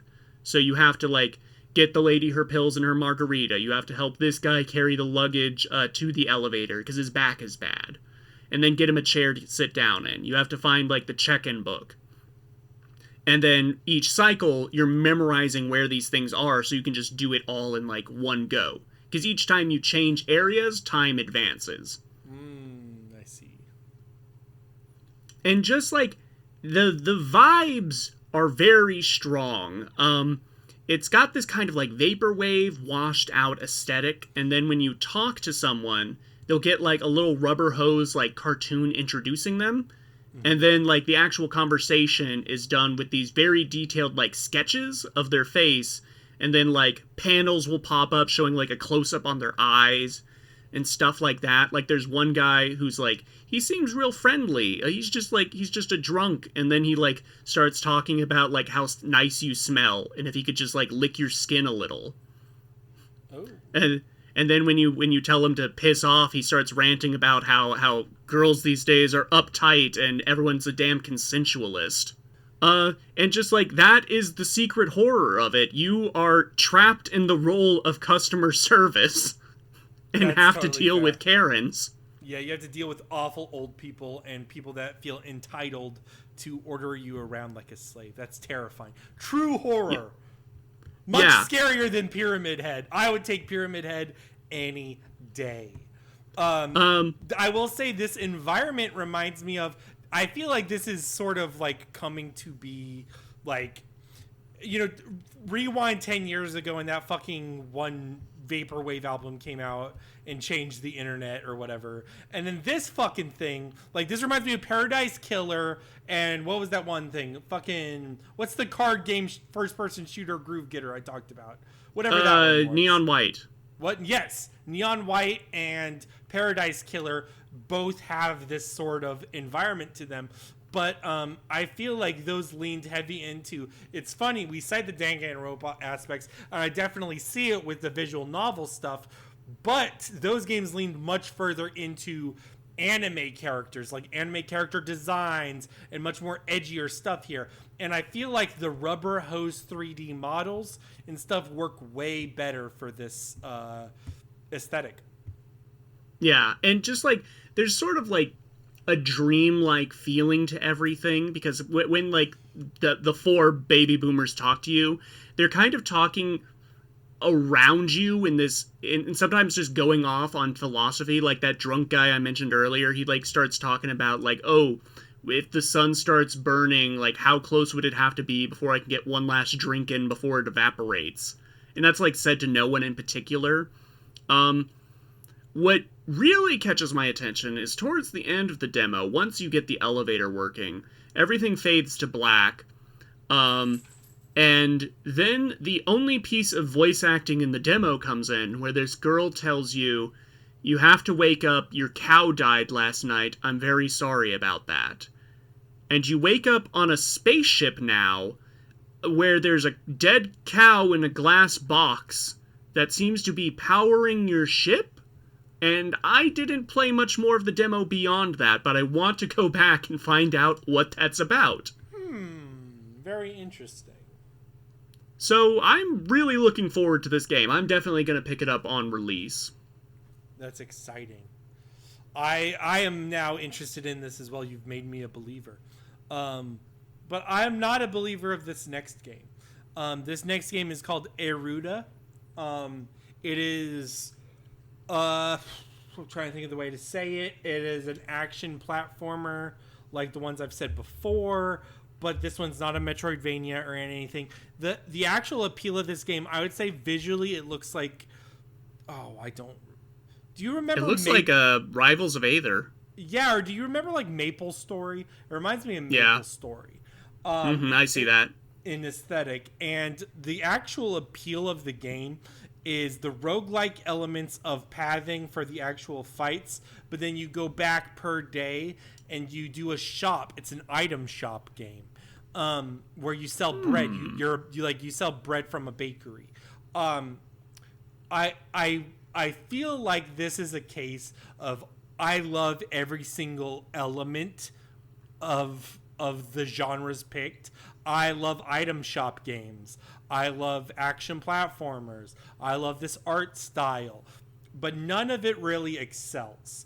And I think a good example is to go into the item shop stuff, which I didn't know about when I originally downloaded the game. But once I found out, I was like, oh, this is exciting. This feels different than Nevergrave, because Nevergrave didn't really offer a lot of its system building elements. But then when I started the day, what happens is you choose specific items to sell and you set them for a set price, and then you put them out onto the shop, and then you have to do a manual mini game to sell them. And then once they're out of stock, you got to go back, get more inventory, and sell them again. That's how the shop system works. And to me, that's not very engrossing. My favorite item shop game, I think there's one called Moonlighter or something. I didn't play that. Yeah. But to me, the holy grail is this game called Racketeer. I love Racketeer. And one day we will do a DDC ep on it.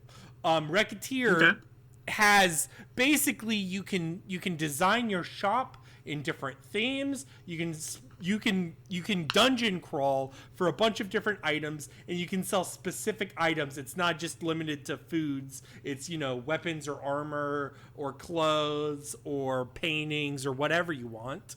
And then the big thing is you haggle. Instead of having a set price, you haggle, and because it's like a small village or whatever, the NPCs, you start to know the NPCs, and you're like, oh, this NPC is super fucking cheap. I'll have to sell this at a fucking cost to sell this. You know what I mean? Okay. Versus another person where it's like, this one's a fucking fool. So like bartering and haggling is like a huge aspect of Racketeer. And like stuff like that is what I really appreciate about item shop games. And this was not present at all. It's very menial and like it feels like labor because it's like mostly a mini game. Yeah. It doesn't feel like a proper reward for going out and doing the action platforming part. Yes, correct. Yeah. Mm-hmm. Now, okay. I mean, like, they may change that. They may add on to it. I'm sure that system gets more complex. But fundamentally, like, it didn't seem like it was all there. And I feel like it's also representative of the other elements. Like, playing the combat felt slightly stiffer. It's like just every little thing. It just feels like a little bit funny. Like it's like when you get something and it just doesn't taste exactly the way you want it to. Yeah. How'd you feel about the art style? Because I'm looking at this and I don't want to say generic, but it's not popping out at me.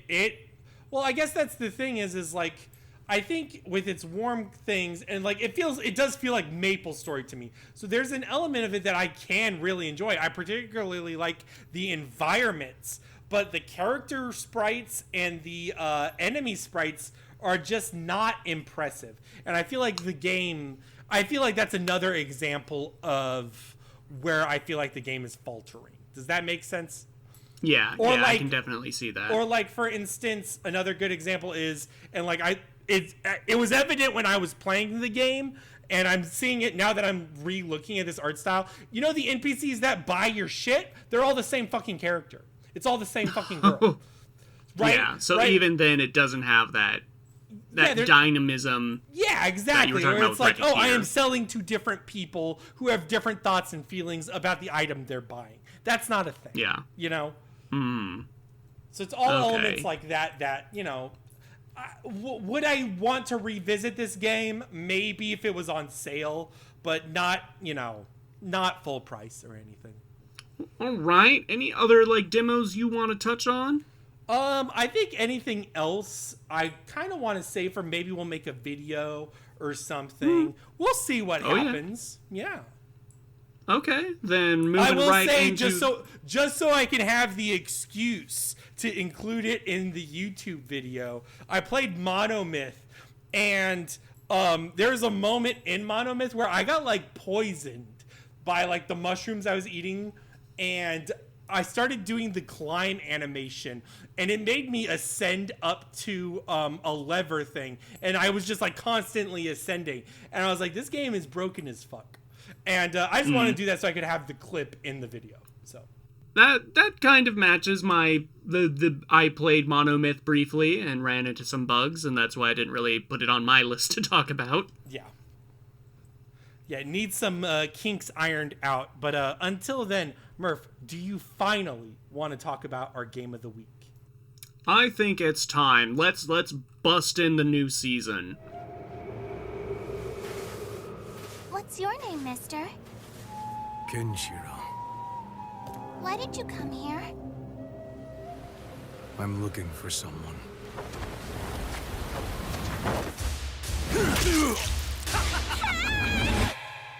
Yuria. Who the fuck are you? Where'd you come from? Take you easy. There's one thing I hate. Goddamn martial artists.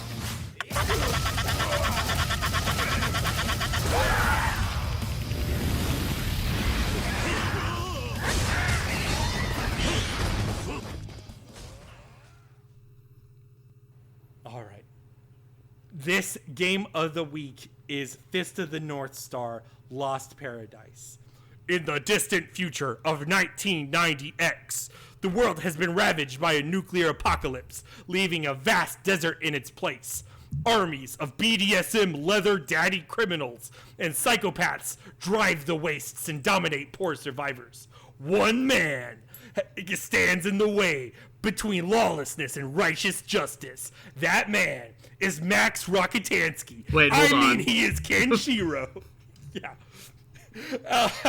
Kenshiro is the master and successor of the art of Hakuto Shinken, a pressure point martial art. He is on a search for his beloved Yuria as he fights ghosts from his past.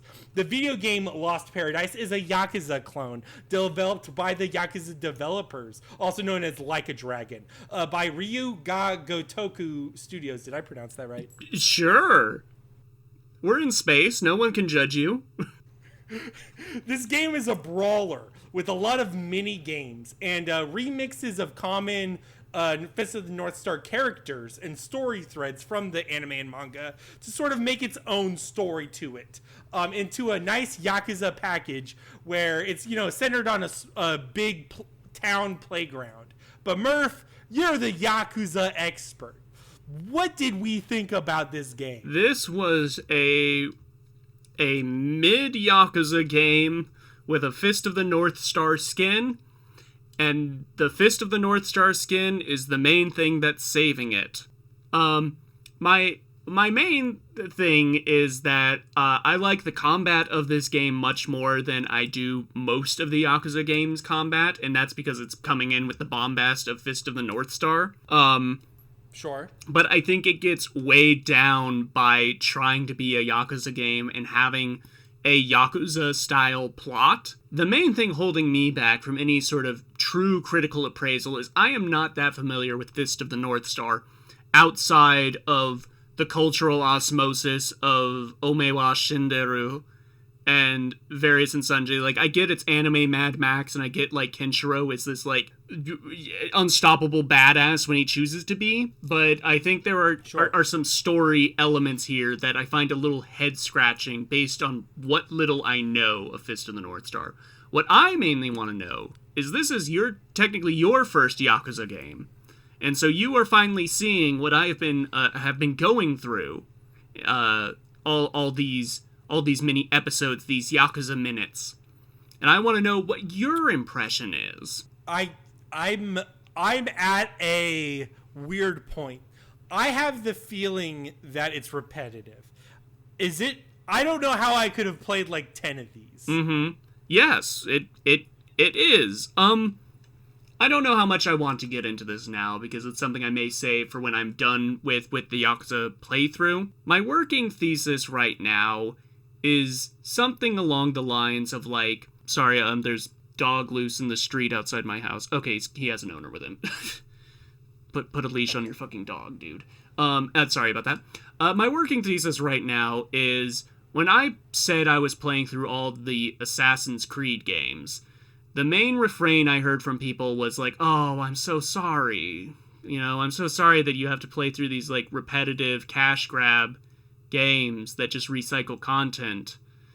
And then when I told those same people I was playing through Yakuza games, they were like, oh man, get ready for one of the best experiences in video games. And my point isn't so much that Yakuza bad, actually, but maybe we need to use our words better when describing franchises as a whole, because Yakuza is very repetitive. It's the repetitive parts of it are fun, but, you know, the people that complain about God of War Ragnarok having the same, like, get in the boat animation as God of War 2018 would, like, melt playing a Yakuza game from, like, one to the other. There are so many reused elements, and I see them here in this as well. Like, just, like, it was a slow start with Fist of the North Star Lost Paradise, and that was, like, throwing me off, because I was like, oh, is this going to be, like, a linear adventure? Like, we don't really have, like, a town to explore. Because it takes, to, like, chapter 5 or something until they really, like, open things up for you, and it's like, okay, just explore around, fart around for a bit. Yeah, it's kind of shocking how far you have to get to the town. Mm-hmm. Yeah. And then then I was like, oh, okay, so in the town you're safe and you just do mini games, and then when you go out in the wasteland on your buggy, that's where the random encounters happen. But then nope, they happen But everywhere. then they happen everywhere, and they start having the random encounters in the town. It's like, okay, it's just a Yakuza game now. Yeah. I mean, like, I liked it, and I still liked it.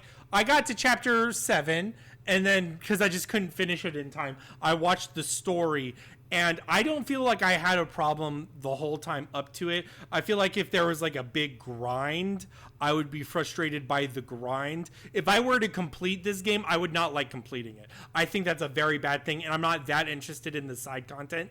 And I think the side content is where your because I didn't read, I rewatched the Fist of the North Star movie, and Kenshiro's characterization still seems very, like, it's very 80s shonen Japanese protagonist, which is to say slightly wish fulfillment, but with a heroic angle to it. He's stoic and unstoppable and does the right thing. Yes, exactly, pretty much.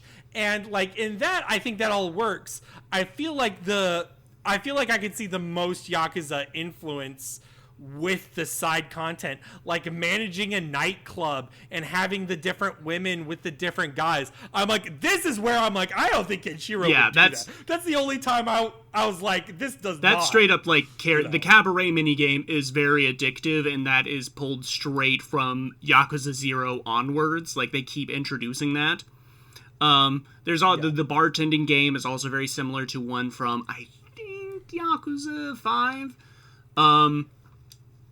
And yeah, I think, like, the you know, it's fine to have Kenshiro be a bartender and he's mixing drinks and he does like the moda moda moda moda moda moda. You are already drunk. Like, that's funny the first time you do it. But after a while, I don't know, it feels like Flanderization, I don't know, of Kenshiro's character. Because Kiryu, in a lot of the Yakuza playable protagonists, it makes sense that they get wrapped up in these wacky shenanigans, because Kiryu is very noble and straightforward and unstoppable, but he's also very gullible. So he gets, like, tricked into things very easily. Like, he'll see a man crying on the street and be like, what's wrong? And the guy will be like, I'm gonna kill myself because I'm gonna get fired because the lead voice actor for our yaoi hentai game just left and we need a new guy to replace him. Say, fella, could you do that? And Kiryu thinks to himself, like, I don't know what yaoi hentai is, but I don't want this man killing himself. I'll do it. I just don't see Kenshiro doing that because he comes across more like a ronin, like a wandering monk. Yeah, it's weird. It's weird to imagine Kung Fu Mad Max doing these things. And again, I think bartending is probably like the comfort zone where it's like I could see it. It's fine. I think being, I don't want to say pimp, like bodyguard organizer for women and successful men in a nightclub, I am like, this is one step too far. I feel like that's a moral breach of Kenshiro's character. Yeah. And then just beyond that, it's kind of difficult to talk about because it just is a Yakuza game with the Fist of the North Star aesthetic. So here's what I want to know. In terms of combat, what's the fundamental differences between the combat? Is there any differences? So in most of the Yakuza games, you have the heat meter.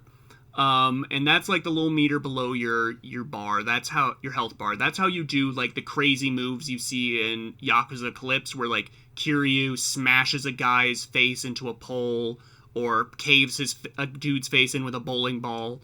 Like, those are your heat actions. That's where, like, a lot of the bombast from Yakuza's combat comes from. The issue I've always had with that in the early games is that you can only do those moves once your heat meter is full. And once your heat meter is full and it's flashing, it doesn't stay like that. Like, if you're not aggressive and pop it right away, it will like, decrease just below maximum, and you have to build it back up again. Or if you get hit, it will, like, go down by half. So it's a very much, like, a use it right then and there once you have it. And it's just like, and while you're in heat mode, your attacks do more damage, but it's usually better to just like spend it right away because Yakuza fights can be like, oh, I want to like do this big combo, but then the guy just breaks out of it because the devs don't want you touch of deathing this boss, you know? So you just spend it right away. This doesn't have the heat mode. Instead, the big insta-kill moves are all part of, like, Kenshiro's Hokuto Shinken. So you'll whittle a guy down and you'll get a stun chance on him. And then you can hit him with circle, and if you time it right, it's an insta-kill. If not, then he's, like, in, I forget what they call it, just, like, shock or something, shock chance. And you can... He's, like, stunned, and you can do the... And you can do, like, the cutscene move, and those have, like, the big flashing text and the narrator saying what move you just did, like, single mountain cutting strike, you know? And that's, like... Yeah. Early on, I was like, oh, this is great. This is so funny that every enemy you cause to explode, you know? Yeah. And the fact you don't have that heat meter, you can just, like, do the super flashy moves that end the battle quickly without having to manage a resource so much, that just meant that combat was moving so much quicker, so you don't mind those random encounters so much. I agree. And I also think, for the record, it got better, because you also have to sort of unlock that quick, like, precise kill thing where you can just automatically kill them. And stuff like that. Like, I felt like the game was getting better in combat the more I was unlocking, the more... Because, like, if the game was only, like, the start, I was like, oof, this is brutal. But the game gets really satisfying in those ways. Does Yakuza have weapons? It does. And that was surprising to me that this game didn't have weapons. If you get a perfect hit on the insta-kill, the enemy will sometimes explode and drop manga font that you can pick up and hit people with. I don't know if that's one of Kenshiro's powers. I haven't seen the death battle. I think it's just being funny meta, Yeah. I'm guessing. You do get some counter moves in this game, where it's like if an enemy's hitting you with a flamethrower and you have the appropriate skill unlocked, you can like hold L1 and hit circle when he's attacking, and Kenshiro will take the flamethrower and just burn him alive.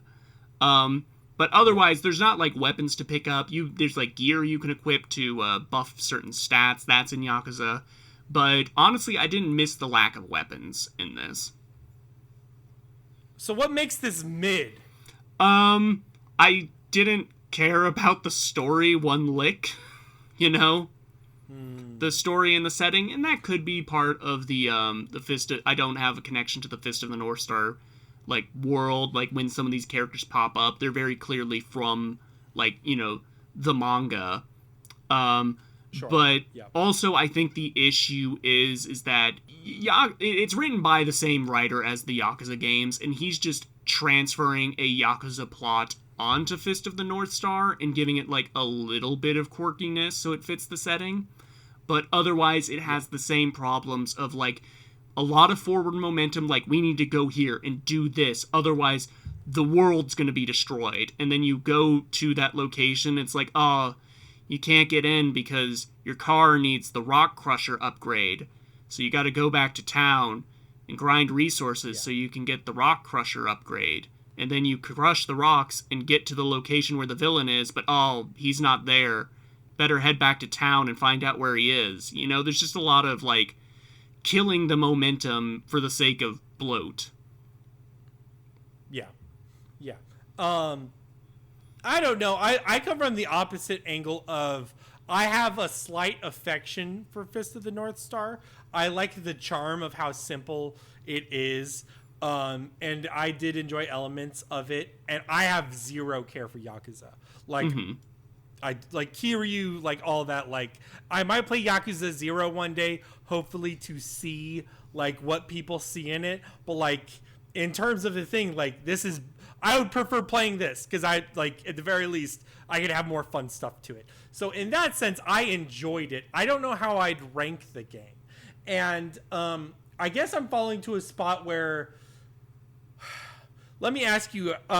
Is there like a driving segment or like the wasteland segment in a Yakuza, or is that exclusive to this? That's exclusive to this. This Jack 3 wasteland you can drive around in and upgrade your car and find scrap metal.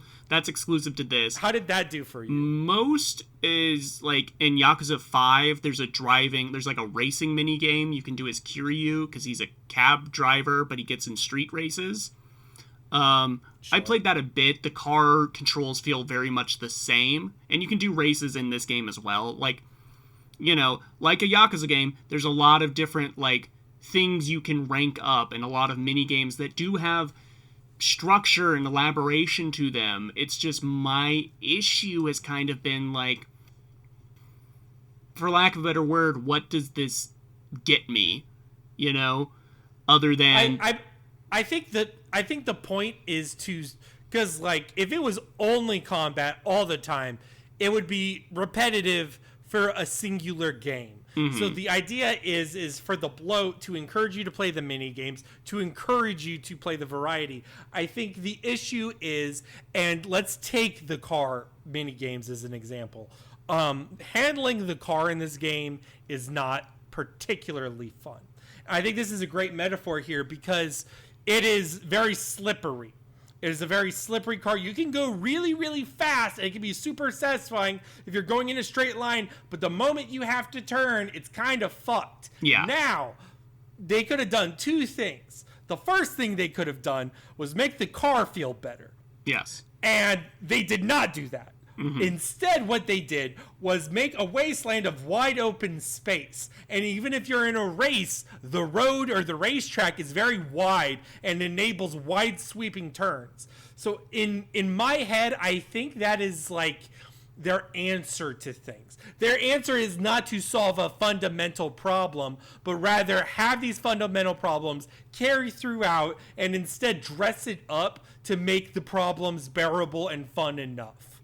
I've played through how many Yakuza games now, and you just summed up my core issue with them in, like, no time. That was a really good metaphor. I was like, wow, I wrote it down. So, yeah. Yeah. And, I don't want it to sound like I'm getting, burned out on Yakuza. I'm getting a little burned out on Yakuza. But, it's mainly just their length, and that they have these weird, plot cul-de-sacs. Where it just kills the momentum constantly for the sake of nothing, really. And I feel like all of them would be stronger if you sat the writer down and be like, if a character needs to go there and do this, let them do that, don't distract them, and also set up an antagonist who is present throughout the entire story. Because this game does the exact same thing all the Yakuza games do, where it's like you think you know who the antagonist is, and then the antagonist isn't them. A dude will pop up and be like, I'm the secret antagonist, and this has been part of my 20-year plan, Wow. Yeah. So you're a little more... Do we want to go in spoilers, or, talk about Yeah, because you're a little more versed in Fist of the North Star than I. Yes. At the very least, on the source material level. Yeah. Is there anything equivalent to the batshit plot point of the Chamber of Miracles in this game? I have never seen that, no. Okay, so... Most of what I see is I think the Rao stuff is pretty much where it ends. Okay. Does that make sense? Where Rao is like, I want to be the best. Yeah. And, I do not care about this or that. And, the plot point of Yuria being, secretly, a part of a long line. All that stuff is canon. I think, to condense it down, it's the town and the lore of the town that is specifically original content, do not steal. Yes. Anything related to that. This was... This plot point was the hardest for me to wrap my head around, and it was where I was like, I felt like I was missing something from the source material. So, Yuria, Kenshiro's love interest, the one he does everything for, she's in this town called Eden, specifically, locked away in this secret old world facility, in something called the Chamber of Miracles, because she was mortally injured, and the Chamber of Miracles can heal any wound. The issue is only when the person in the Chamber of Miracles is fully healed and wakes up, that activates the atomic payload of the Chamber of Miracles, where it will launch off all the nukes in the world and destroy the planet. And that is the craziest device I have ever heard of in fiction. Who would build that? Who would build that? What is the purpose? Why did you build it this way? and then Kenshiro, they decide to bubble it. They bubble the city.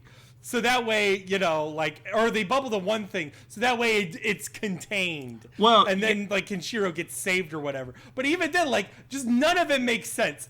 All of it's this doesn't pass the smell test. Well, yeah, but also, so you beat the final boss, who is a dude you've beaten 3 times already, but whatever. Yes. And then Kenshiro wakes up Yuria, and he's like, can you do me one thing? Can you stay with me till the end? And she's like, yes. And then you cut to credits as the nukes are launching. Come back after the credits, and it's like, oh, it all turned out all right. It's a happy ending. Yeah. Just a complete undercut of narrative significance. And this game was writing pretty... It was a little above mid for me, up until it did the Yakuza thing, where right at the ending, it drops 20 new plot ideas and doesn't have time to let any of them breathe or elaborate or settle in, and then boom, credits, with a cliffhanger that is immediately resolved following the post-credit scene. I don't know what to say here. I don't want to come across as negative, but this is just we finally have a game of the week that ties into the Yakuza Minute, so this is just my time to wax about how I don't think Yakuza is the be-all, end-all, greatest gaming experience of all time.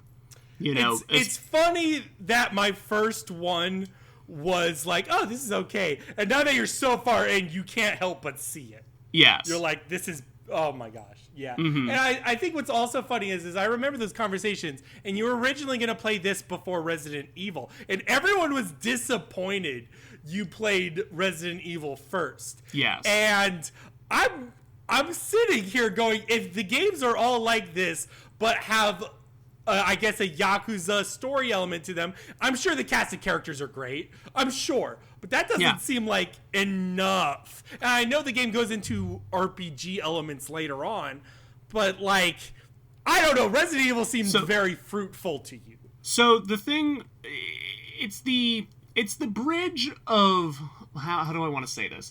I have this idea for, I know number scores are bad, but I've seen some internet reviewers bring up this idea of, like, oh, there's positive scores and negative scores that reflect amount of, like, the irony level of enjoyment. So, like, a positive 10 out of 10 is, like, the perfect experience. You would do it over and over again. It changed you as a person. And then a negative 10 is like on that same life-changing experience, but it's, like, for something that's, like, on the quality of Tommy Wiseau's The Room, you know? Sure. And so the Resident Evil games get a much wider spread on that sort of range. Like, they're, you know, Resident Evil 6 isn't great, but man, it's buck wild and funny, you know? And the worst a Yakuza game can be is mid to boring, which means that when I don't have a lot to say about it, I really don't have a lot to say about it, because it's just like, yeah, this didn't hit. This didn't hit at all. But it does hit those 10 out of 10 levels with entries like Yakuza 4 and Yakuza 0, and so you're kind of chasing that high, and when you hit those middling valleys, they feel so much worse, compared to Resident Evil, which has some 10 out of 10 games, but a lot of them are just like, yeah, that was okay, or, wow, that was crazy bad, dude, let me tell you about this, you know? None of the Resident Evil games were boring, save 5, and that's why I felt 5 was, like, the worst one. Gotcha. Yeah. Let me ask you with Yakuza, because I guess this is a wider. There is not a lot to talk about. Let's focus back. The other thing I liked was gambling. I liked gambling. Okay. Fun. Gambling is present in all the Yakuza games. You can buy little totems to increase your luck. I wasted a lot of time gambling, and I feel like that's another metaphor of, like, the time sink is just like you realizing, man, there's not really a lot to go for here. The moment I stopped gambling was when I realized there wasn't that much benefit for me. And that's a thing. And then I guess my other question for you is, when the games go to RPG, do you feel like you're going to hit a new wind? Do you feel like there's going to be a pickup? Or do you feel like you're, you know... So the game after this on the list is Judgment. And that's kind of like... Was the studio trying to... Because they finished Kiryu's story, allegedly, with Yakuza 6 Song of Life. Don't ignore Yakuza 8 Infinite Wealth existing. And Judgment was kind of being like, okay, let's do something in a Yakuza style, but do a different gameplay approach. Because Judgment is about a detective. You're not a criminal. You're on the side of the law. #ACAB. Sure. And so I'm very curious to see what that does to change things up. When it changes to RPG, I know Yakuza 7 and Yakuza 8 are the longest games in the series by a lot, even if you're ignoring, like, the side content. So that's a little worrying, but I am looking forward to, like, the breath of fresh air to reinvent the mechanics, like, wholly from the ground up. So, like, I'm a little burned out on the franchise, but with this and the Black Panther games, it feels like I'm at least getting, like, different flavors now, different experimentations, whereas this, up to this point, it would be like if Resident Evil 1 through 6 were all done in the style of the first game, rather than changing things up with Resident Evil 4, and then, like, changing things up with Resident Evil 7, you know? Yeah, I understand what you mean. That sounds rough. I'm trying to think of other things to say. about the game in particular. How'd you feel about the insta-fail QTEs in the boss battles? I thought they were fair. I never thought the QTs were that hard. I was surprised at the difficulty spikes at times. Like there were points where I'd be like, wow, this game is too easy. For a long portion of the time, I was like, this game is too easy. Like, my brain is, like, not working at all. The game's not complex. And then I hit a boss, and I was like, oh, the boss is actually punishing me. I need to, like, stop. And I need to, like, look at what he does and then punish him. And, like, at a certain point in time, there was a little bit more complexity to it. I never felt the QTEs were inappropriate. And honestly, I enjoyed the QTEs because most of the time, if you did them successfully, you did a huge chunk of damage. So I was always welcoming them. Yeah. To the difficulty spike aspect, this is another thing with, like, the side content of Yakuza, is, like, Yakuza 5 especially, because you have, like, 5 characters that all have different, like, moves you can upgrade, and, like, really learn all these secret arts, all these long, elaborate combos, and, like, oh, you can break an enemy's counter and insta-kill them, etc., etc. The issue has always been is that the Yakuza game combat just isn't that difficult. Light, heavy, heavy will carry you through most of the game, and doing long combos on bosses doesn't work because the devs don't want you to touch of death the bosses, so they'll just partway through your combo start blocking or dodge out of the way, and then they counter you because you're stuck in an animation because you thought you could pull off a long combo. And then they'll do, like, a huge amount of damage, and you're like, oh, I wasn't ready for this. Yes. Like, I wasn't ready for that much damage. Yeah, and so you just stock up on healing items, you fill your pockets with, in this game, it's, like, cans of chili. In the Yakuza games, it's drugs. Fucking beef jerky. Yeah. It was interesting, because at the very start, like, that's where the game's most interesting to me, because it's doing something different. Like, it proposes, like, oh, money isn't a thing in the wasteland, so it has this sort of barter economy where you're trading things. Like, when you're trying to get into Eden, you need to talk to people and, like, trade up to get a thing. And then once you're in Eden, they're like, yeah, we have money. Currency. Yeah. So I think this would have been stronger if it was just, like, dropping the Yakuza aesthetic and just let it be fully a Fist of the North Star game by the Yakuza devs. Yeah. But then you're left with a middling combat system. Yeah, you know what I mean? Or what impact does a Fist of the North Star game have in the current gaming space when this came out in 2019? Yeah. How is this game on runtime in contrast to others? Is this because like when I was like looking around, this apparently is a shorter game? I would say it's on par. The pacing, you move through the chapters really quickly, and that's because secretly there are chapters that are like 1 hour long, and then there's chapters that are like 4 hours long because you have to grind. Like the tutorial is a chapter in itself. Yeah. Out of 10 chapters, so that's like, Yeah, and that would be on par with something like Yakuza 4, which I praised for its quick pacing. The issue is with this, like I said, there are some chapters where it'll just, like, grind to a halt and be like, run around town and talk to people until you get enough information to move on, or grind resources till you unlock this car part. And nothing like that quite happens in any of the Yakuza games. At most, like in Yakuza Black Panther or Yakuza 0, you'll hit, like, money checkpoints where some guy will be like, I'll give you information if you give me 10 million yen, you know. And very, very No More Heroes. Yes, I also think yes. I thought of No More Heroes a lot playing this. And I'm wondering if that's one of the reasons why you were like, No More Heroes, secret DD cast #1 of last year, was because that felt like a much more aware and satirical take on what Yakuza does. Man, you just threw me for a loop. Maybe, I don't know. I wasn't thinking about it at the time, but then again, I can't think of how I would have talked about No More Heroes had I not been playing Yakuza all last year. Lot to think about. Maybe you should be doing the Yakuza Minute. I'm gonna take a break. You... No, I'm good. Please, no. Oh, man. I don't think there's anything else. Are we wrapping up? I think we're wrapping up. Let's talk about some side stuff we've done. You did especially on the YouTube, because we've put some stuff up there that we haven't put up on your local podcatcher. So some of our listeners may not be aware of it if they aren't subscribed to the Daydreamcast YouTube. There you go. You're missing out on quality content. I talked to Thomas Wilde of our Fatal Frame episode, horror game extraordinaire, expert, and we talked about Silent Hill. Short Message. That's it, Short Message.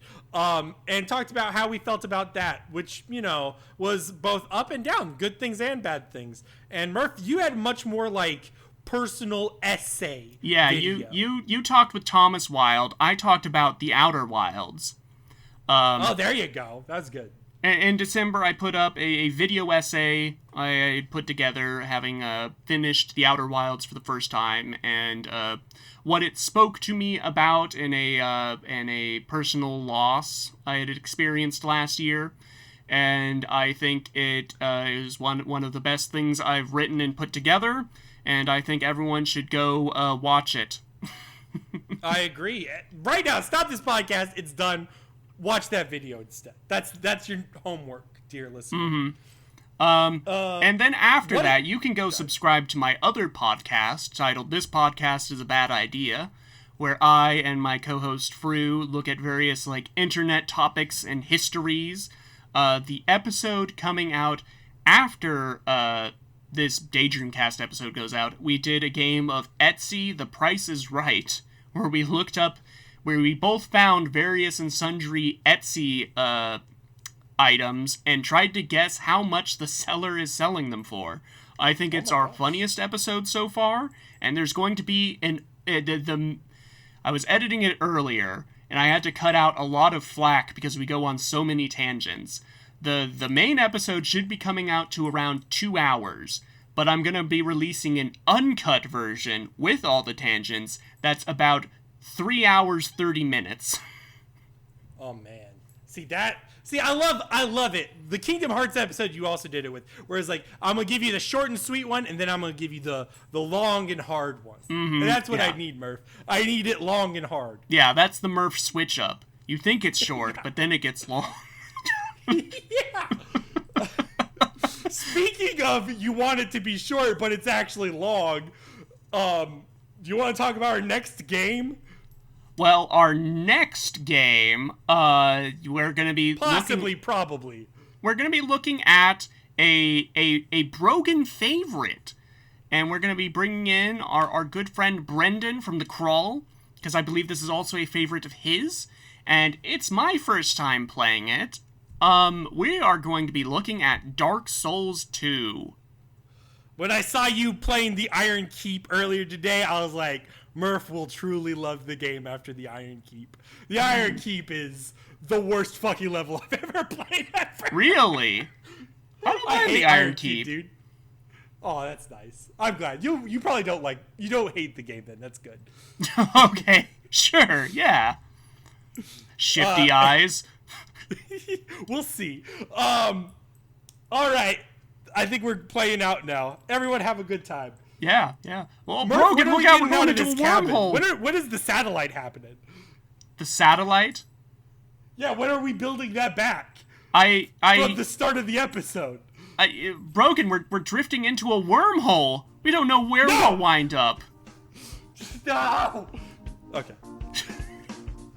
Tune in next time. Okay, we're done. Okay. Oh, let me stop there.